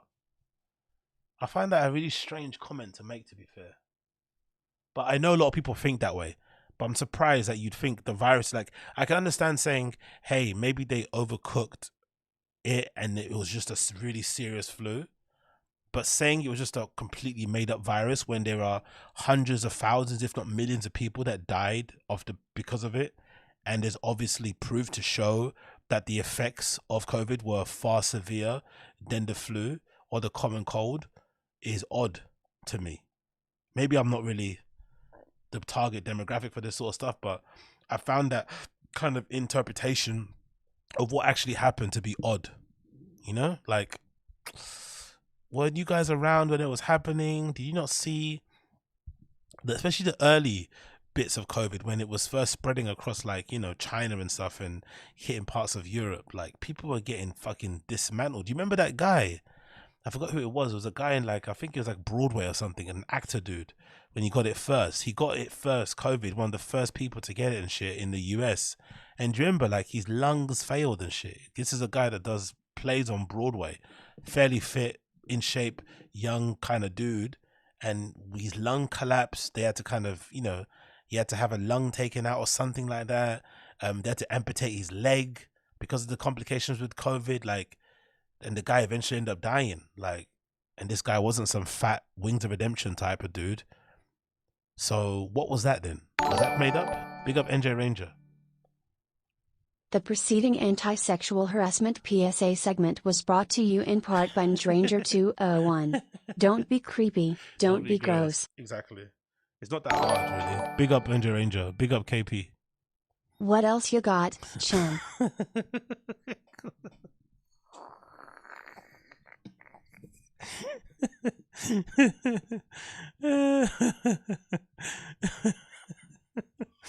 What else you got? That's what Chin was thinking in that video. That's what Chin's thinking. That's what Chin's thinking, right? Chin's thinking that right there. What else you got? That's what he's thinking. Chin's thinking, what else you got? He's dying. Anyways, big up all of you guys here. Big up.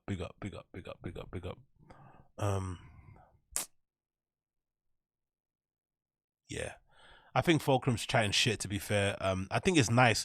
It must be nice when you're that young and you can just say nonsense, you know, and you feel like because you use words, you sound intelligent or something, right? I kind of like it. He included a little screenshot there. He highlighted the bit he went to highlight.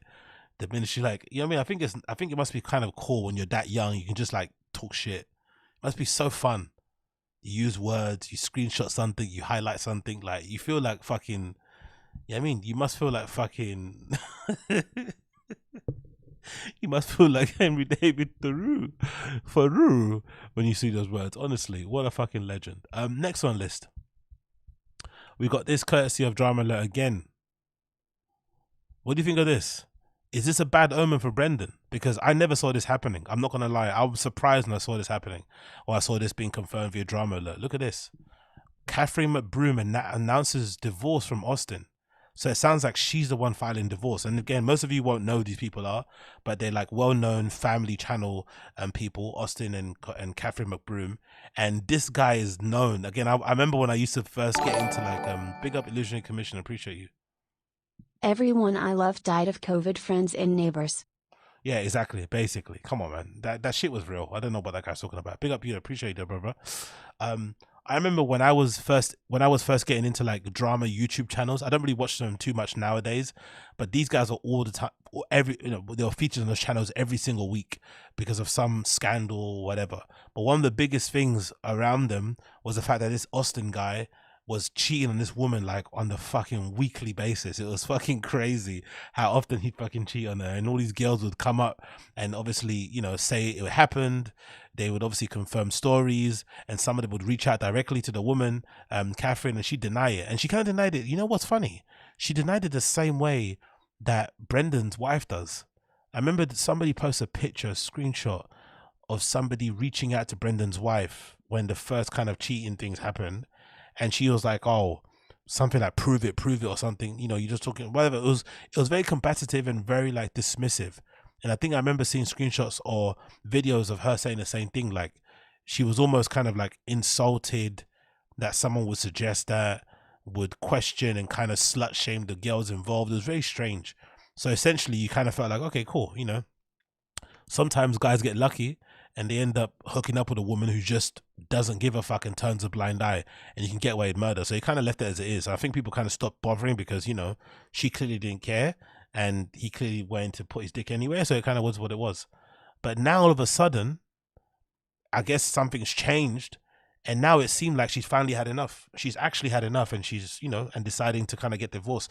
And she's the one that initiated it from what we've seen here. So I wonder if this is like an indication that maybe for Brendan, if he doesn't get his act together, it could be over for him too. Because I'm of the thinking, again, maybe you guys disagree, but I'm of the thinking, I don't think Brendan's wife is ever going anywhere. Mainly because of the lifestyle. The lifestyle that Brendan affords her is just fantastic. She can't get that anywhere else, unfortunately, especially because of where she lives and, the kind of the culture around aging and shit. If she was ever to leave Brendan, she'd be just approaching her mid-30s, late 30s. She'd had 3 kids and stuff. In LA, you might as well be 50 like that. You know what I mean? You might as well be 50 years old. You might as well be 60 years old if you're in your late 30s with 3 kids. You know what I mean? Like, no one wants you like that. So you kind of have to go and pivot somewhere else, which she's probably not going to do because she likes the LA lifestyle. So I'm of the thinking that she would never leave anyway because of that. And I also think, for lack of a better word, and not to stereotype, but I think apart from the age thing, which doesn't matter really, it shouldn't really matter.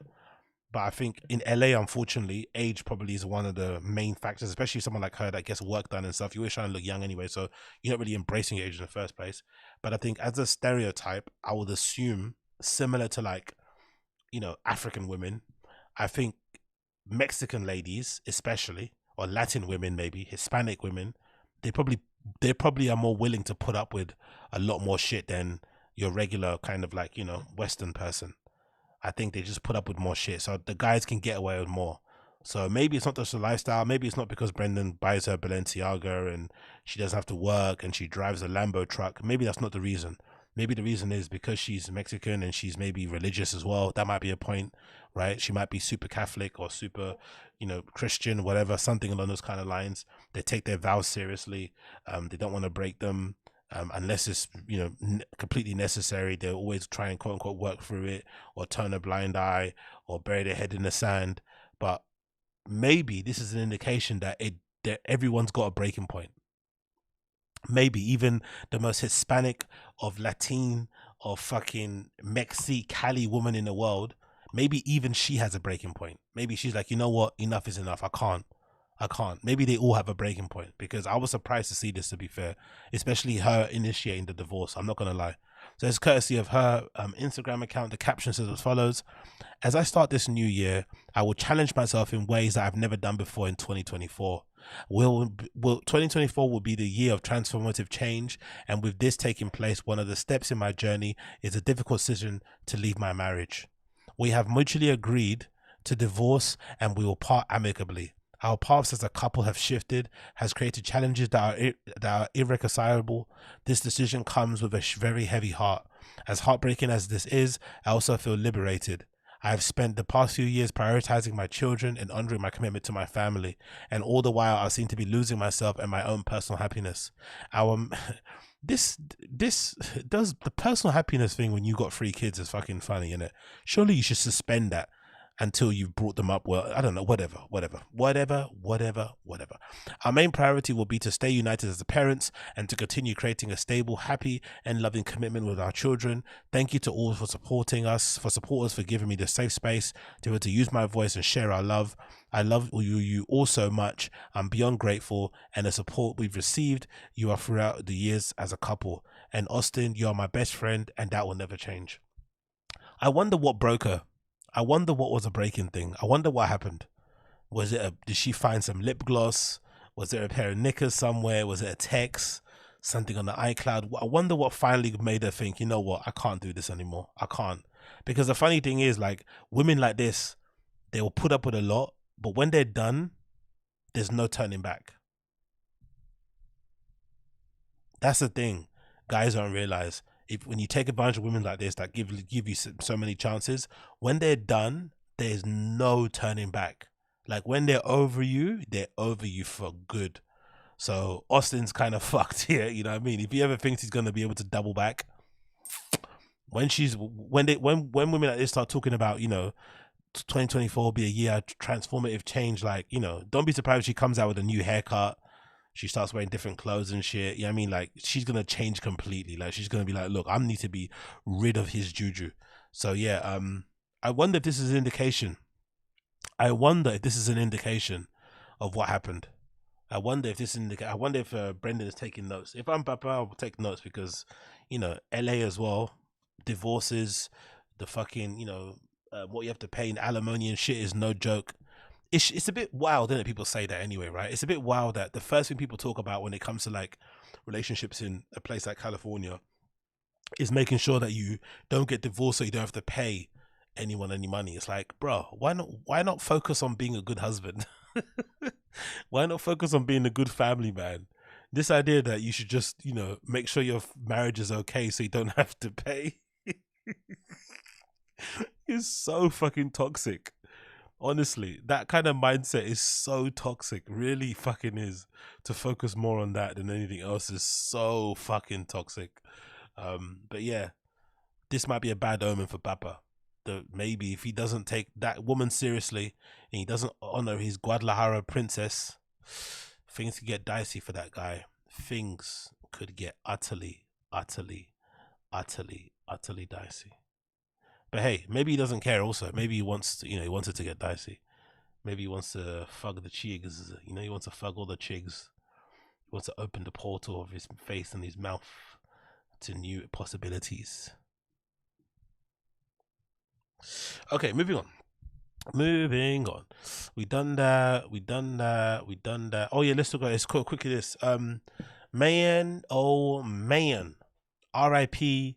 to Legion of Skanks on YouTube. R.I.P. to Legion of Skanks on YouTube. I saw this courtesy of Joke World. Big up Joke World for posting the news and spreading it out there. It says, breaking news: YouTube has terminated Legion of Skanks podcast channel, marking another chapter in the trio's turbulent fight against online censorship. Legion of Skanks channel has been terminated on YouTube. It got fucking, yeah, exactly. It got gadooshed out of the fucking stratosphere. Fucking nuked completely. That's gotta hurt. When you build a channel and you're starting to kind of get some traction, you got some guests, you got some notoriety on there, you watch some watch some videos, you live stream, you get some sponsors, some ads and shit, and now boom, it gets fucking taken away. And the funny thing is, even though they, you know, they push the show or they market the show as the most offensive podcast in the world, it really isn't. It's just like any, I don't know, it's not, it's not that crazy. It's not that crazy, you know? It really isn't that crazy. So the fact that they got banned is kind of dumb, to be fair, because it isn't that offensive, really and truly. They're a bit, you know, yeah, they may say some dicey words here and there, but it doesn't really go that far. So the fact that they got nuked is kind of crazy. But I wonder, is my theory, I wonder if this has to do with Luis J. Gomez. Hear me out here. Luis J. Gomez has this thing that he does where he loves to argue with people online. He loves to like go back and forth with people, and I think his defense is like, oh, if I'm in the airport before my flight and I've got some time, I'll go back, you know, I'll start going back and forth with random people and start firing from the hip. I wonder if all those arguments he's been having with randoms on Twitter, one person got annoyed and then just started mass reporting his fucking channel. And just started spamming reporting his channel to the point where YouTube had to take action. I wonder if Luis J. Gomez being a bit of a troll, being a little bit of an edgelord, being annoying, right? Being a bit of a drama queen, bitching all the time, got under somebody's skin and they're like, you know what, I'm gonna fucking take you out. And they're like, you know what, fuck this, let's start spam reporting the channel. I wonder if that is what happened. Or could it be that they just, you know, maybe showed too many dicey clips on their channel, or maybe they already had some copyright strikes already on there. Who knows? They could have already had some on there. But either way, it's been terminated. But they did make an update on their Twitter. Legion of Skanks official Twitter did show. Oh Jesus Christ, that's a long fucking post. Fucking hell. Here's episode 816 of the Legion of Skanks, which features someone called H. Foley and Kevin Ray Comedy, joining Big J, Louis J, and Dave Smith. We'll be posting all episodes on Twitter going forward. So now Legion of Skanks is going to be hosted on Twitter. Everything's going to be on Twitter. Comedians H. Foley and Kevin join us. Only the most offensive podcast in the world. Air date, blah blah. Support our sponsors. Go to Kratom. Subscribe to the podcast on there for a limited time. Sign up for how long has this promo been going on? How long have they been talking about this? Limited time. It's existed since the beginning, isn't it? This is not change. For a limited time, sign up to Gas Digital with promo code LOS, get free 7 days. So they're going to be posting it on Twitter from now on going forward. So, you know, not the greatest thing for them, because monetization on Twitter isn't the greatest, and also the user experience of watching videos on Twitter isn't as good as it could be. I think it's decent enough if you got premium. Like, I've got Twitter premium, so you can watch Twitter videos in the background. That kind of is okay. But if you're watching it on the app and you don't have premium and you can't kind of, you know, switch apps, it's a bit odd. It's a bit clunky to use. You can easily swipe back and you have to go back again. It's a bit odd. It's a bit annoying. So the experience isn't the greatest. What do you call that? You call that UI or UX? But whatever one it is called, it's not the greatest. I'm not going to lie. So I'm curious to see how this goes and if it works out for them. I am gutted for them, I'm not gonna lie. Even though I don't really watch, oh, big up Coiler's UX. Even though I don't really, well, a user experience, okay, cool, UX, big up Coiler. Even though I don't really watch Legion of Skanks that much anymore, it's not cool to see people get their channels terminated, you know what I mean, and their livelihoods taken away from them. So that's a bit peak. So yeah, solidarity and thoughts and feelings go out to these guys. Hopefully they bounce back and they figure out a way to kind of figure it out, whether that means having a new channel, whether that means appealing the decision. I'm not really too sure, but you know, this would be better if it happened to like DSP. Why doesn't DSP ever get his channel terminated? He you know, those type of people deserve it way more. The Boogie, the Wings of the Redemption, all those fucking donkey low cows, they deserve to get their channels terminated and for them to go out and get a fucking real job, more so than these guys, you know what I mean? Like, but they'd never do. But hey, what do I know? What do I know? Moving on from that one, let's do a Sunny V2 one. Sunny V2 video. Let's do the Sunny V2 video. Let's do, at least do one. Let's do a Sunny 2 video. Sunny V2. Let's see what Sunny V2 is saying, and then we're gonna move on to some other clips and bits and pieces. You're gonna work here. You're gonna load, or you're not gonna load. Okay, bear with me a second as it kind of pops through here. If you're watching the stream, you're enjoying what you're seeing, you like what you hear, Make sure you like the stream down below. That'd be greatly appreciated. Let me just refresh the screen here and then we can continue. Bish bash bosh. Come on, you piece of shit.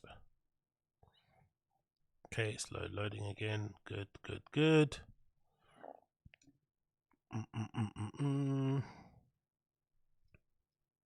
Come on, son. Come on, son. Okay, cool. It's working now. Yay, we're back. Let me just quickly get to the beginning, unmute, and then we're going to continue on with this Sunny V2 video on comedians. He's had a couple of so far, and I think he's seen that the views have been good and the reception's been good, so he's been doubling down on these videos, so it's good to see. Big up Sunny V2. His video's called Most Hated v Most Loved Comedians. So we know who we're going to see on here, innit? We know who we're going to see for sure. So let's see. Oh my God. 1.4 million views. God damn, son. Holy shit. Holy shit, bro. 1.4 million. Oh, look at yo, Hassan gets it from everybody every week, innit? I think I'm the only person that doesn't mind Hassan, innit? Hassan, I'll be like, people are making videos on Hassan every fucking week. The worst political streamer. People hate him, innit? I'm the only one that doesn't seem to mind Hassan. People hate him so fucking much. They hate him so much. Oh, fucking hell. Okay, cool. Let's continue. For every 5 admired comedians, there's another 5 who are completely despised, and it's no secret that joke thief Dane Cook fits snugly into category 2. In 2005, Dane Cook was listed as the world's most famous comic, although despite being known by an audience of millions, he was notably hated by every other comedian. A comedy radio host stated, "Not one comedian comes on my show and says I'm so happy for him, which is weird. They can't stand this poor guy, the reason for which being jealousy, at least according to Dane." A lot of jealousy, a lot of animosity that I, at a young age, was famous, hanging around with beautiful women, rich. Although the real reason might have been because Dane had stolen their jokes, given he was called out for copying a bit done by Louis C.K. You can name your kid anything you want. I like that part. I'd like to give my kid an interesting name. Come on.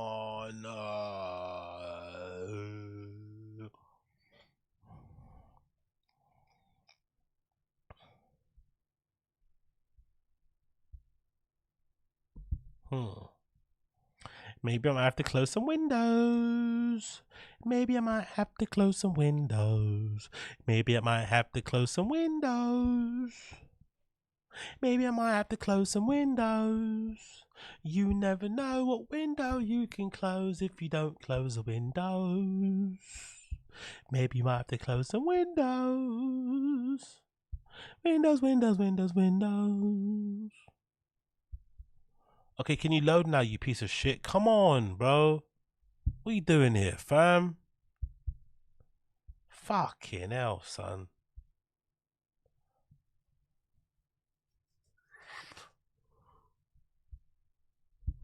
There's hardly anything open. I don't even have any windows open. It's just fucking crashing on me now. Oh, God almighty. Please bear with me while the technical difficulties get sorted. Do do do do do do do.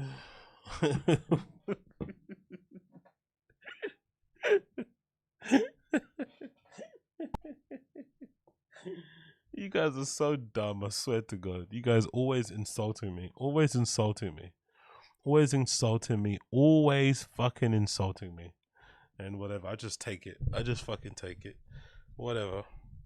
For every 5 admired comedians, there's another 5 who are completely despised, and it's no secret that joke thief Dane Cook fits snugly into category 2. In 2005, Dane Cook was listed as the world's most famous comic, although despite being known by an audience of millions, he was notably hated by every other comedian. A comedy radio host stated, "Not one comedian comes on my show and says I'm so happy for him, which is weird. They can't stand this poor guy, the reason for which being jealous jealousy, at least according to Dane. A lot of jealousy, a lot of animosity that I, at a young age, was famous, hanging around with beautiful women, rich. Although the real reason might have been because Dane had stolen their jokes, given he was called out for copying a bit done by Louis C.K. You can name your kid anything you want. I like that part. I like to give my kid an interesting name, you know? Like a name with no vowels, maybe, you know? Just like 40 Fs, that's his name. I already have names picked out. I don't even know. First kid, boy, girl, I don't care. The first one that comes out, I'm naming it. I think it's beautiful. It's feminine but strong at the same time. Time for bed. I said time for bed. Fans then noticed Dane had also copied a bit by Dimitri Martin at around the same time. I went into a shoe store and I said, hey, can I get those in a 10? The guy said, sure, and he went in the back. Then a couple minutes later he came out and he goes, I don't have a 10, I have a 9. Great. Because while you were in the back, my toes were severed off. She walks out. She comes up to me, you guys, so enthusiastic, such like optimism. She's holding a boot. She comes right up to me and she goes, we have it in a 9. Wi-Fi bill funds. Oh yeah, bro. It's getting there. It's getting there. It's getting there. Big up Stingergoo. Big up the insults. Big up the fucking, you know, the fucking insults and criticism of our Wi-Fi. I'm feeling it now. A go makes so much dollar but still uses kebab shop Wi-Fi. It's not kebab shop Wi-Fi.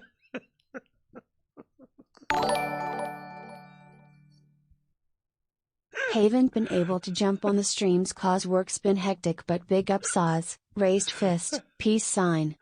Big up. Illusionary Commission, go fuck yourself, okay? Illusionary Commission, wherever you are in the world, go fuck yourself. It's not kebab shop Wi-Fi. I've actually got fiber optic. Kebab shop Wi-Fi. You know what's funny about that? There's actually a kebab shop across the road from me. And sometimes their Wi-Fi shows up on my list. That's what makes it extra funny. That I'll be trying to ping from this Wi-Fi across the fucking road. Oh my god, my eyes actually. Sorry. Oh, that was funny. That got me. And big up Dark Web J. Appreciate you, brother. Big up Dark Web J. Oh god. Oh god, that was funny. That was funny. That was actually funny. So big up you guys. Kebab shop Wi-Fi is so rude.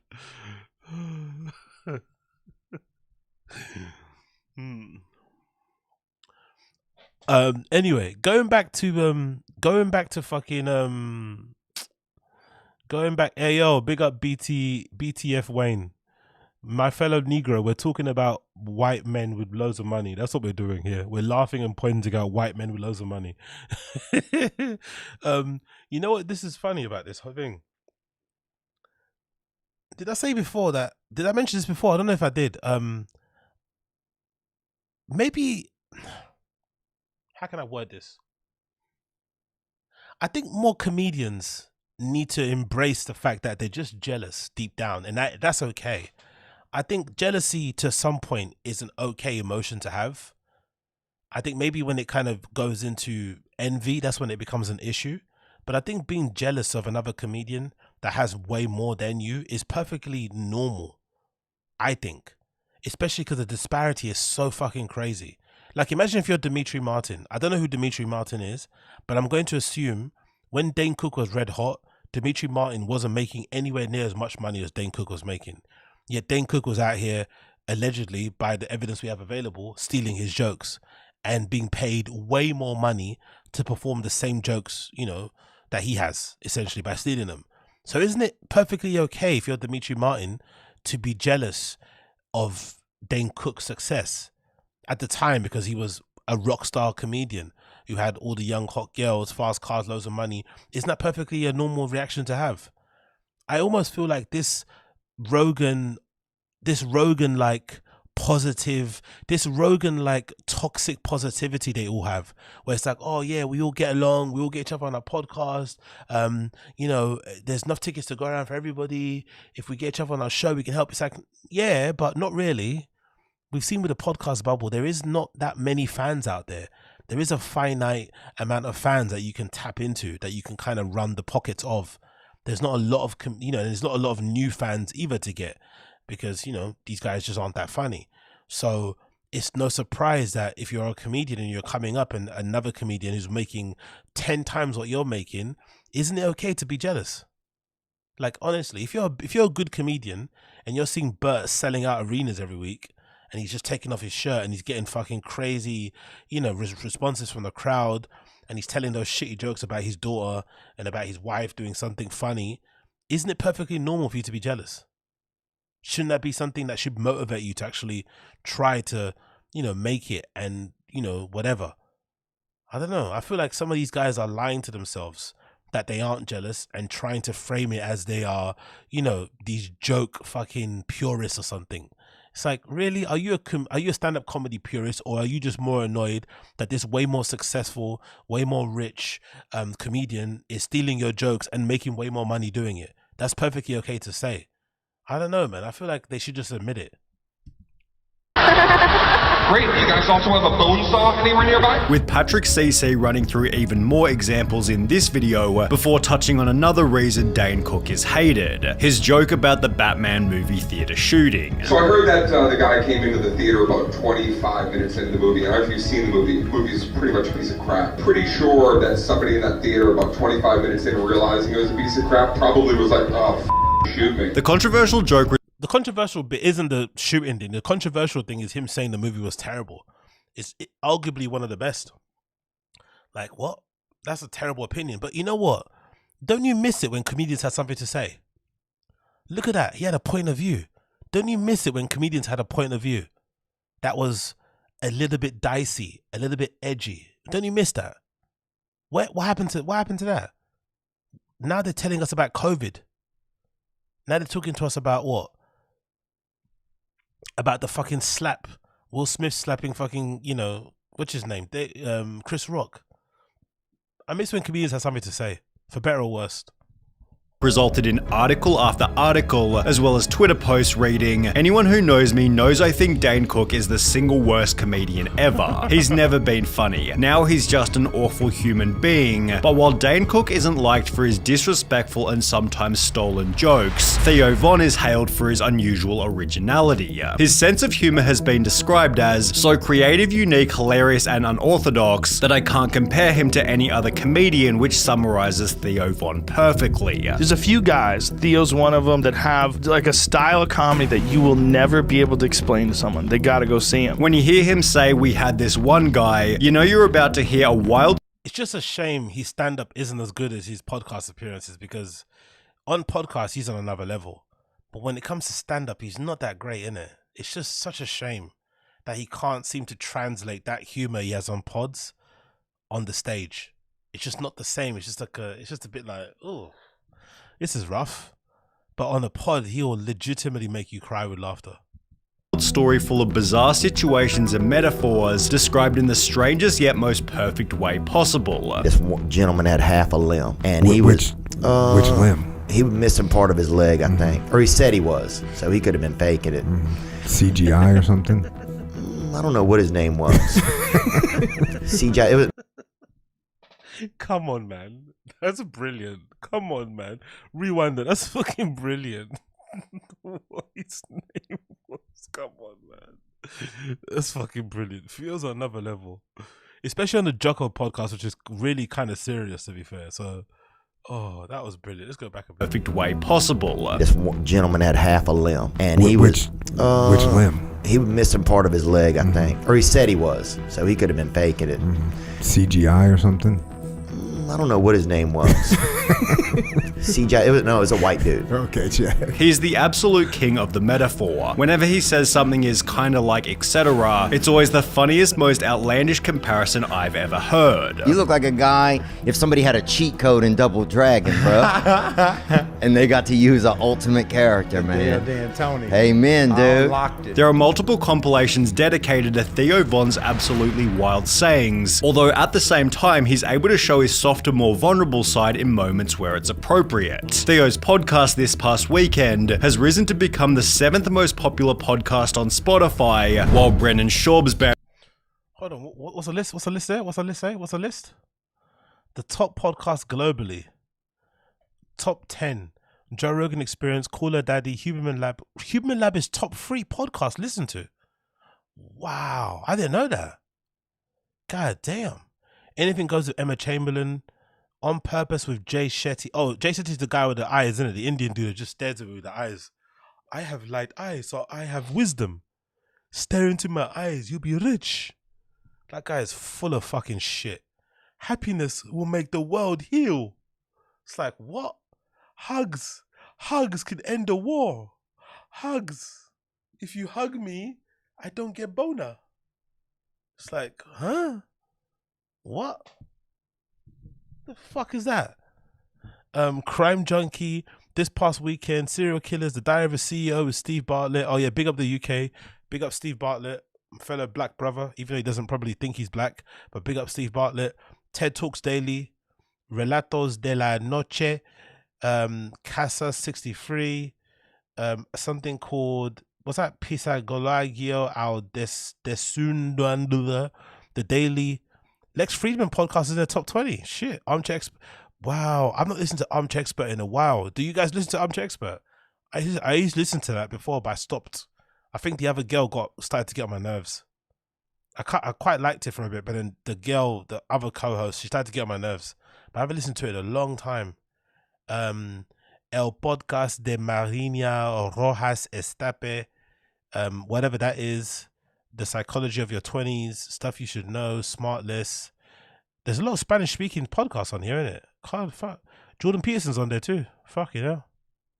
Has risen to become the 7th most popular podcast on Spotify, while Brendan Schaub's bad reputation has caused his podcast to trend in the opposite direction. Brendan had previously been a UFC fighter, however, after a string of losses, he was convinced by Joe Rogan and BRYAN CALLEN to retire and instead pursue comedy. You have a future in other things and you're really good at. Like, you're really funny. You say funny shit. We have to blame these guys for fucking Gringo Pappy and You'd Be Surprised. We have to blame these guys for, we have to blame them, innit? We have to, innit, right? You're really funny, you know? Like, really though? To be fair though, they're right. They were right. Brendan was funny on, let's not rewrite history. There was a time where Brendan was really funny on podcast, but he could never translate that to the stage. And then he let the fame get to his head and he thought he doesn't need to work at his jokes or anything. You know? That's the issue. Like, he was quite funny on pods. He could have translated it to the stage, but he didn't. And then he obviously got a big head when the podcast started becoming successful and he was making a bunch of money. He obviously thought, you know, no one could tell me shit. And, you know, the rest is history. Man. Yeah, you do. You have a ridiculous talent for that. Although with comments on Brendan's stand-up like, this is the best example of normal people thinking they're funny because they make their friends laugh, his sets aren't exactly the greatest. His first stand-up special titled You'd Be Surprised received an IMDb rating of 1.4 out of 10 stars and was labeled in front of millions as the worst comedy special I've ever seen. It was wow, that Beige Frequency video's got 2.7 so bad that even Joe Rogan made a few little jokes about it. The first one, I would have probably tried to talk you out of it, but I already talked you out of fighting. Yeah. And I was like, I can't talk him out of this too. However, for Brendan, the worst was yet to come. That's one of the most funny back and forths I've ever seen, because that was also around the era, the time where Brendan admitted in fucking 4K that the reason why he didn't listen to BRYAN CALLEN and Joe Rogan, because we learned that after. We didn't know the fact. I think a lot of people online, myself included, in the BAPA verse, were like, why didn't Joe Rogan tell him not to take the fucking Showtime deal? Why didn't BRYAN CALLEN tell him not to do that fucking special? You'd Be Surprised. Like, why did they not tell him to do that? Why did they tell him not to do it? And then we find out via Brendan that no, Rogan and CALLEN told him not to take the Showtime deal. They both told him not to do You'd Be Surprised so early in his career. He said it wouldn't end well. He didn't listen to them because guess what? Yes, you guessed it. He thought they were jealous. He didn't listen to BRYAN and Joe Rogan at that time because he thought they were jealous of his success and they were trying to hold him back. That's why, you know, he's hopeless. And if you're out there hoping for a redemption arc, it's never going to happen. That kind of narcissism, that kind of ego, that kind of delusion, it can never be cured. Like, it's never happening. This guy's in his 40s now with 3 kids. It's not going to suddenly change. That guy's finished. 3 years after his first special, Brennan Schaub released another one titled Gringo Papi, which received an even lower IMDb score of 1.1 out of 10 stars, meaning he was unable to sell it to a major buyer like Netflix. Instead, he uploaded the special to his... Come on, do you think you can't sell specials because of a low rating on IMDb? That's not how it works. I don't think so, right? Just because you get a low rating doesn't mean you're like, huh? I don't think that's how that works. I don't think they judge what they buy based on IMDb ratings. I don't think so. I don't know. I could be wrong. YouTube channel, where it received an 85% dislike ratio and Fucking hell. 236,000 thumbs down to 42,000 thumbs up. 85% dislike, he said. God damn, that is brutal. Comments such as, damn, this guy sure has some hidden talent. Hope he finds it one day. Every time I feel down, I watch Gringo Papi. Then I realize whatever has me down or whatever adversity I am facing isn't as bad as this comedy special. You know it's a Brennan Schaub stand-up special when the comments are funnier than the actual video. With the stand-up again being labeled as the worst comedy special of all time, it seems Brendan's main problem is that he isn't very skilled, and the audience has therefore been gravitating towards Shane Gillis. He got his big break in 2019. The guy that Brendan said it was not funny. Remember that? When Shane Gillis got fired from SNL for that racy, dicey Asian joke, and Brendan was like, yeah, he's just not funny. Like, imagine Brendan saying you're not funny. That's a fucking insult, bro. That's an insult. That's like Peggy Goo telling me I'm not a good DJ. It's like, what? After being cast on Saturday Night Live, which he was then fired from immediately after the media dug up controversial comments made on his podcast. And then I got canceled immediately. You got canceled on the way. They literally were like, how about this guy? And everyone was like, no. Shane responded Best thing to happen to his career, though. Best thing to happen to his career. By writing, I'm a comedian who pushes boundaries. Sometimes I miss. If you go through my 10 years of comedy, most of it bad, you're going to find a lot of bad misses. But while this made him unsuitable for SNL... Yeah, that's true. I heard about that too, the fuss. That Shane's podcast, My Secret Time, whatever, is #1 on Patreon. Imagine that. #1 on Patreon. Of all the comedy podcasts that exist out there, and how they do things, imagine that one being #1, like, and they're just laid back, shooting the shit, making each other laugh. I mean, it's not, I don't say it because they don't deserve it. I'm just saying it more so in terms of their style of a show and the fact that they just quietly do it. You don't hear them bragging about their numbers. You don't hear them, you know, I'm a beast. You know what I mean? They just quietly do fucking great. you have to love it. You have to love it. You just quietly do it great. This was ironically exactly what the wider comedy audience wanted. No wonder SNL fired him, he's actually funny. This, in combination with the mountains of press from the incident, took Shane's popularity to a whole new level. The months after SNL, our listenership probably... Yeah, exactly. Agree with Uche, agree with you. Agree with you. Oh, big up John Adventures, big up, long time no see, brother. I hope you're good. Yeah, big up Uche, big up The Watcher too. The Theo episode, if you haven't watched it, please do. It's so funny. And you know what makes it funnier? The fact that they leave all the awkward pauses in there. And I think, you know, Matt and Shane are probably, you know, experts. That's probably why. They just leave the little awkward bits in between where, like, Theo's trying to think of things to say and they're, like, falling over it, like, kind of, like, stepping over each other with what they're saying and stuff. It's really funny. I love it. I'm not going to lie. It's really, really funny. They let him rock. They lean into the jokes a bit. They're basically as quick as him, really, but they let him shine. It's amazing. It's really, really, really good. Quadrupled. Because then people heard about it and watched it. So it's helped the podcast. Like, this is actually funny. So it's helped the podcast. Tremendously. Only made crazier when he'd post his live set in Austin, which gained over 20 million views by touching on funny political topics, although in a good way where it felt like he didn't have an agenda. And I don't want to be on the other side of it where it's like, I'm a free speech guy. It's like, dude, I don't want to be involved in any of this. I just want to do comedy. Shane's great attitude and likable personality has made him the most subscribed. Coilus asks, was it Coilus said, does Ben from Tim Dillon's show pull Nadav numbers? I'm just checking my phone now to see it. His podcast is called Lemon Party, and no. Last episode 4 days ago got 17,000 views. The other one got 19. So it's decent. Do you know what I mean? It's decent views, to be fair, considering they're not well-known guys, I don't think. Who is it who does a pod with? It's Ben Avery, a guy called Devin Costa, and somebody called Jace Avery. So I don't know who they are. Maybe that Jace guy's his brother, maybe. But for 3 relatively unknown guys to get 17,000 per episode is pretty decent. I don't know. What do you guys think? Let's see what the most popular episode is. The most popular episode is episode they did with a guy called it's with Matt from Matt and Shane. They did an episode with him that got 76,000, and they also did an episode with Jordan Peterson that got 67,000. So that's pretty decent. I'm not going to lie. That's pretty good. Let's actually check out their fucking probably have the numbers on there. Oh, their Patreon. They do bits on Patreon. Fuck. Their Patreon, they've got 6,414 members, and they make $24,000 or £24,000 per month. The Patreon is fucking booming. Last post on the Patreon was what, 14 hours ago.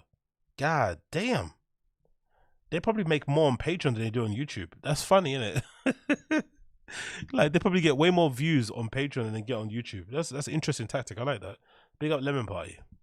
Person on Patreon with around 75,000 paid members, in comparison to Carrot Top, whose style was so unique the whole industry turned against him. He gained popularity as a prop comic in the 90s, but while his shows were extremely smart and absolute...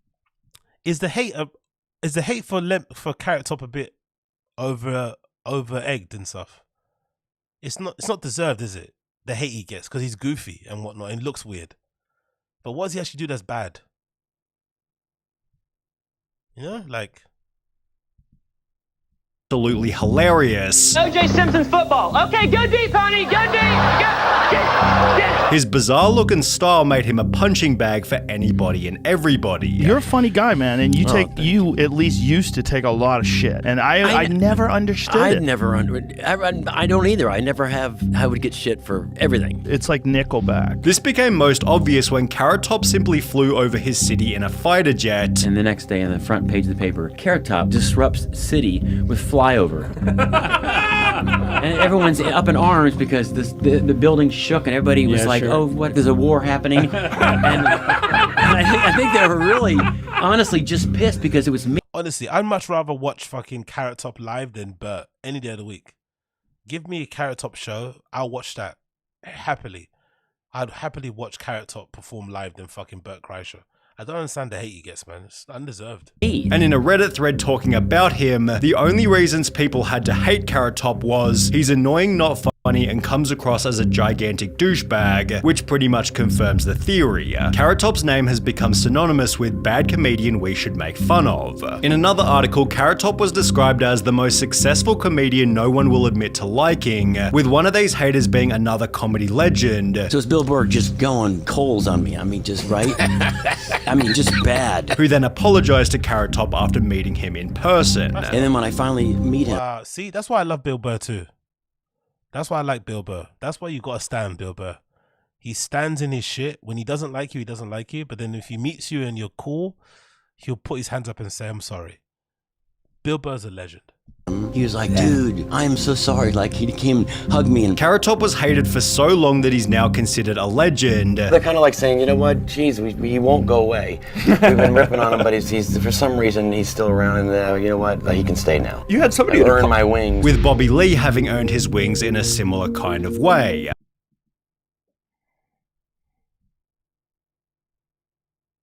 Fuck Bobby Lee.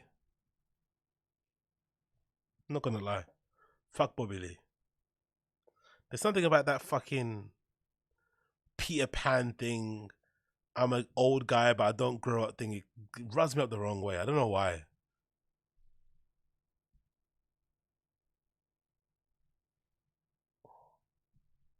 I'm gonna have to start a whole entire channel on hating on Bobby Lee.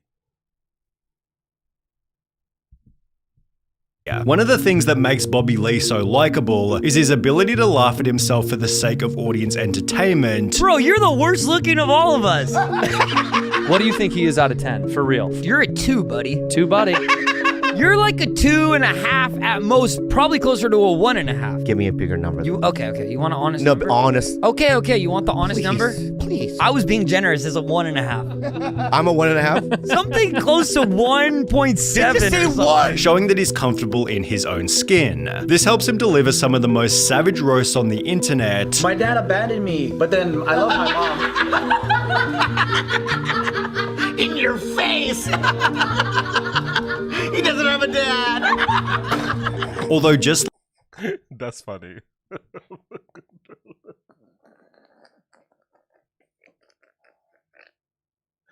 He doesn't. That's funny. Come on, you can't have to laugh. I have to rewind that. That's fucking funny. That's fucking funny. This helps him deliver some of the most savage roasts on the internet. My dad abandoned me, but then I love my mom. In your face! He doesn't have a dad! Yeah, I take it back. I like Bobby Lee now. I take it back. I like him now. I don't care that he's an adult baby. You know, I take it back now. I like him.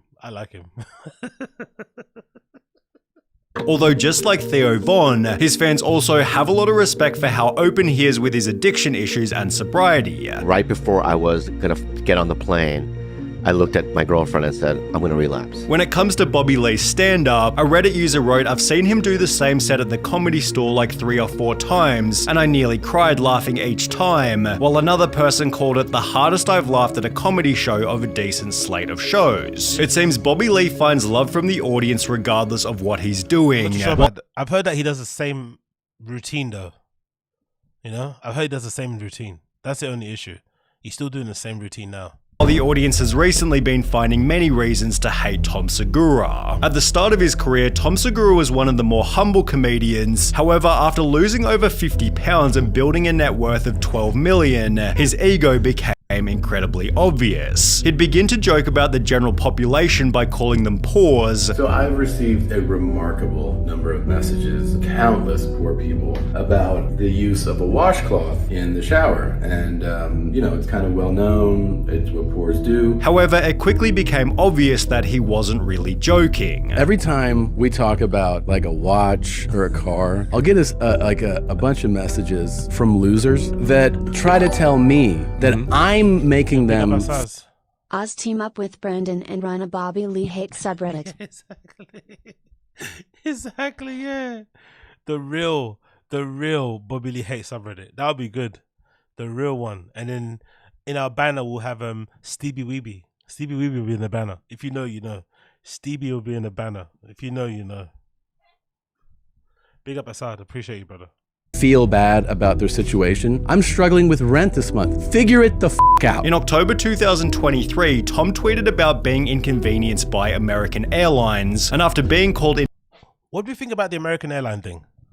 What do you think that? What do you think that? What do you think that? The American Airlines tweet. Do we think it was real, or do we think it was fake?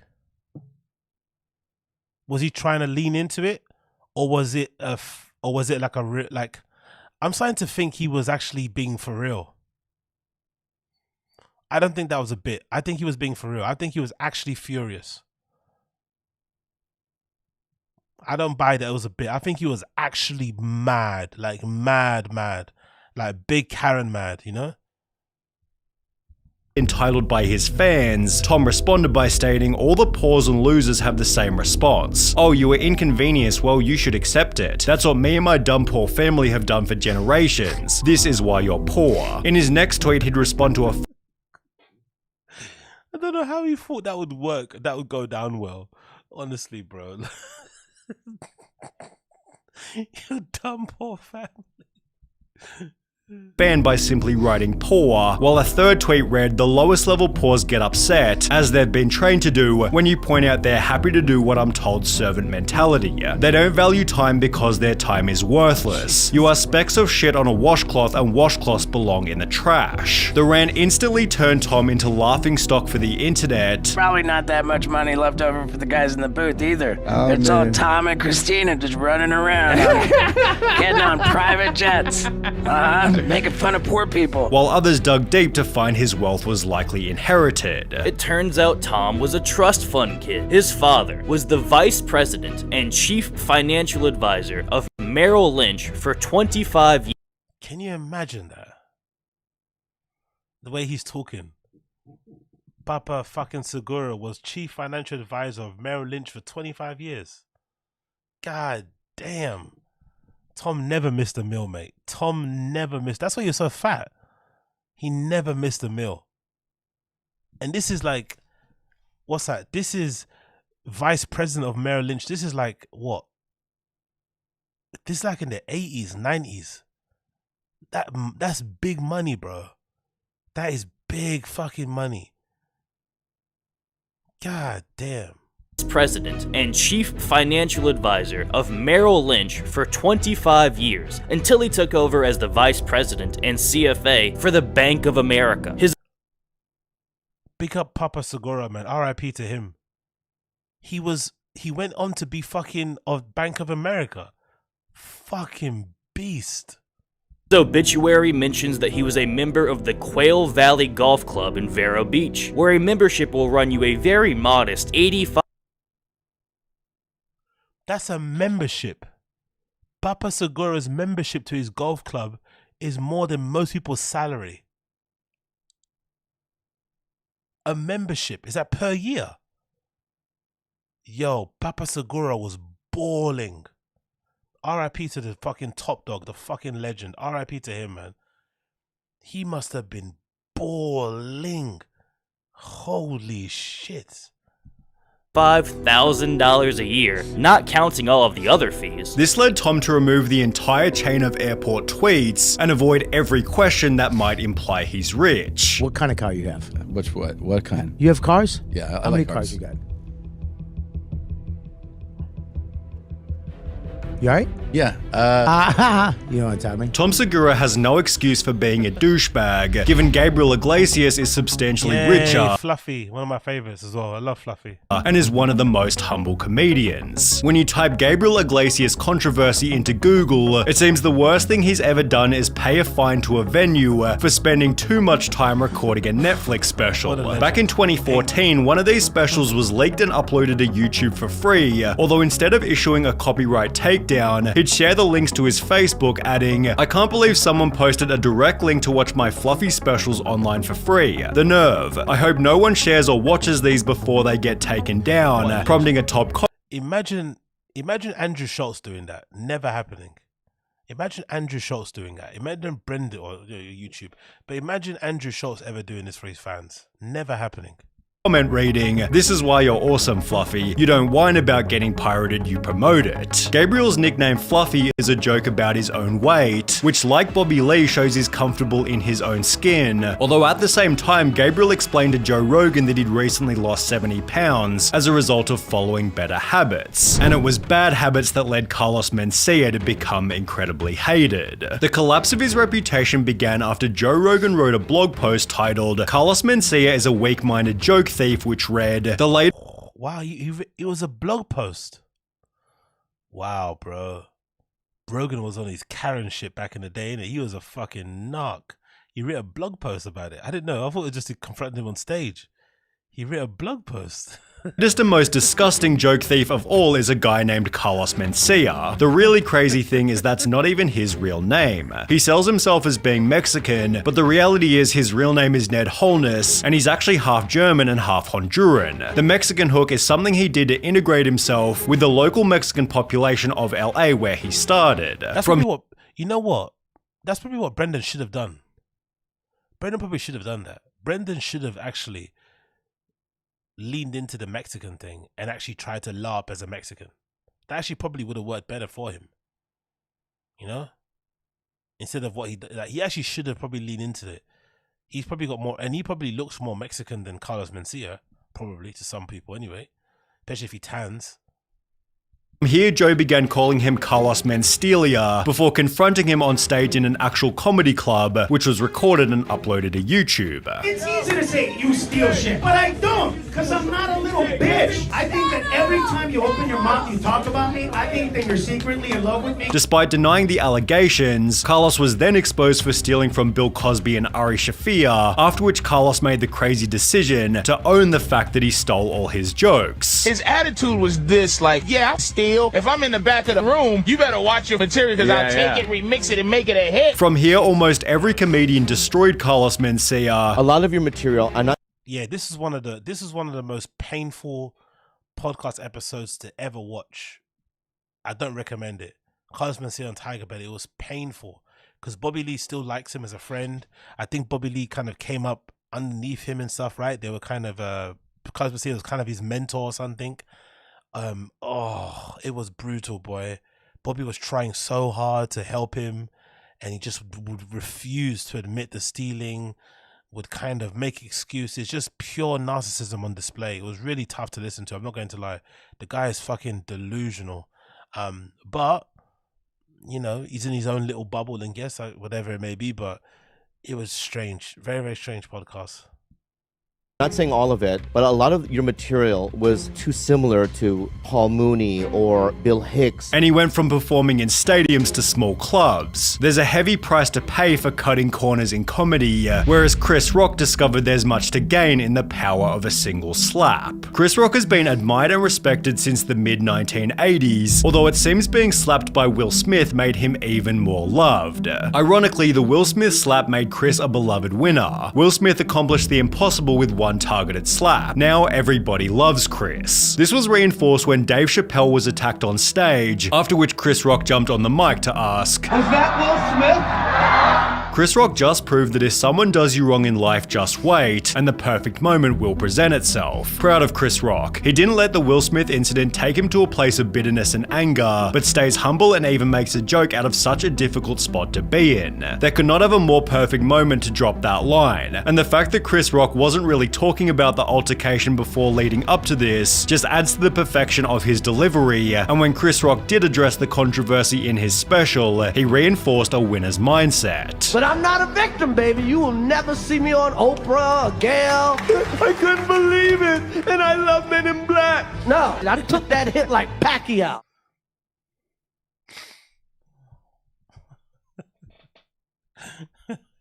Oprah.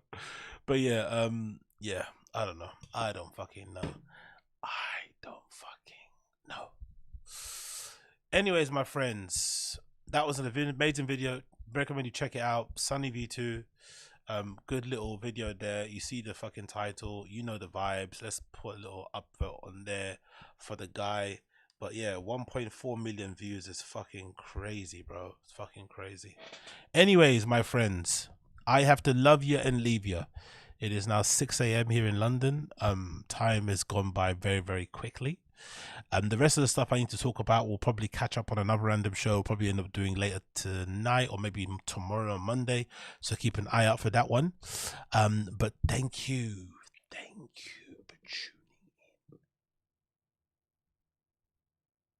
You know what's funny?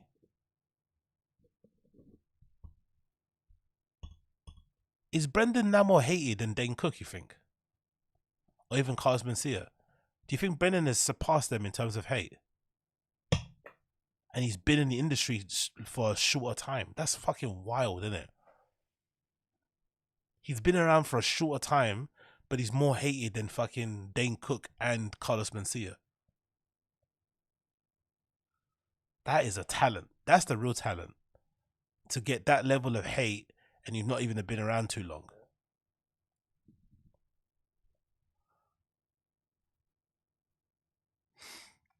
Yeah, exactly. Yeah, exactly. Count all the views. Exactly. Fuck. Yeah, what can you do? It's up to him, and he'll figure it out, or he won't. Who gives a fuck? Anyways, thank you for tuning in. Pleasure to have your company here, my friends. Pleasure. Yeah. So I'll catch up on all the other things I need to review. Because I've got another. What's I put on the list on there that I didn't get through? Because we're gonna catch up on that on the next episode. So I've got to finish. Papa constantly getting Chris. Forgetting Chris got cancelled. Patrick CC video about Ari.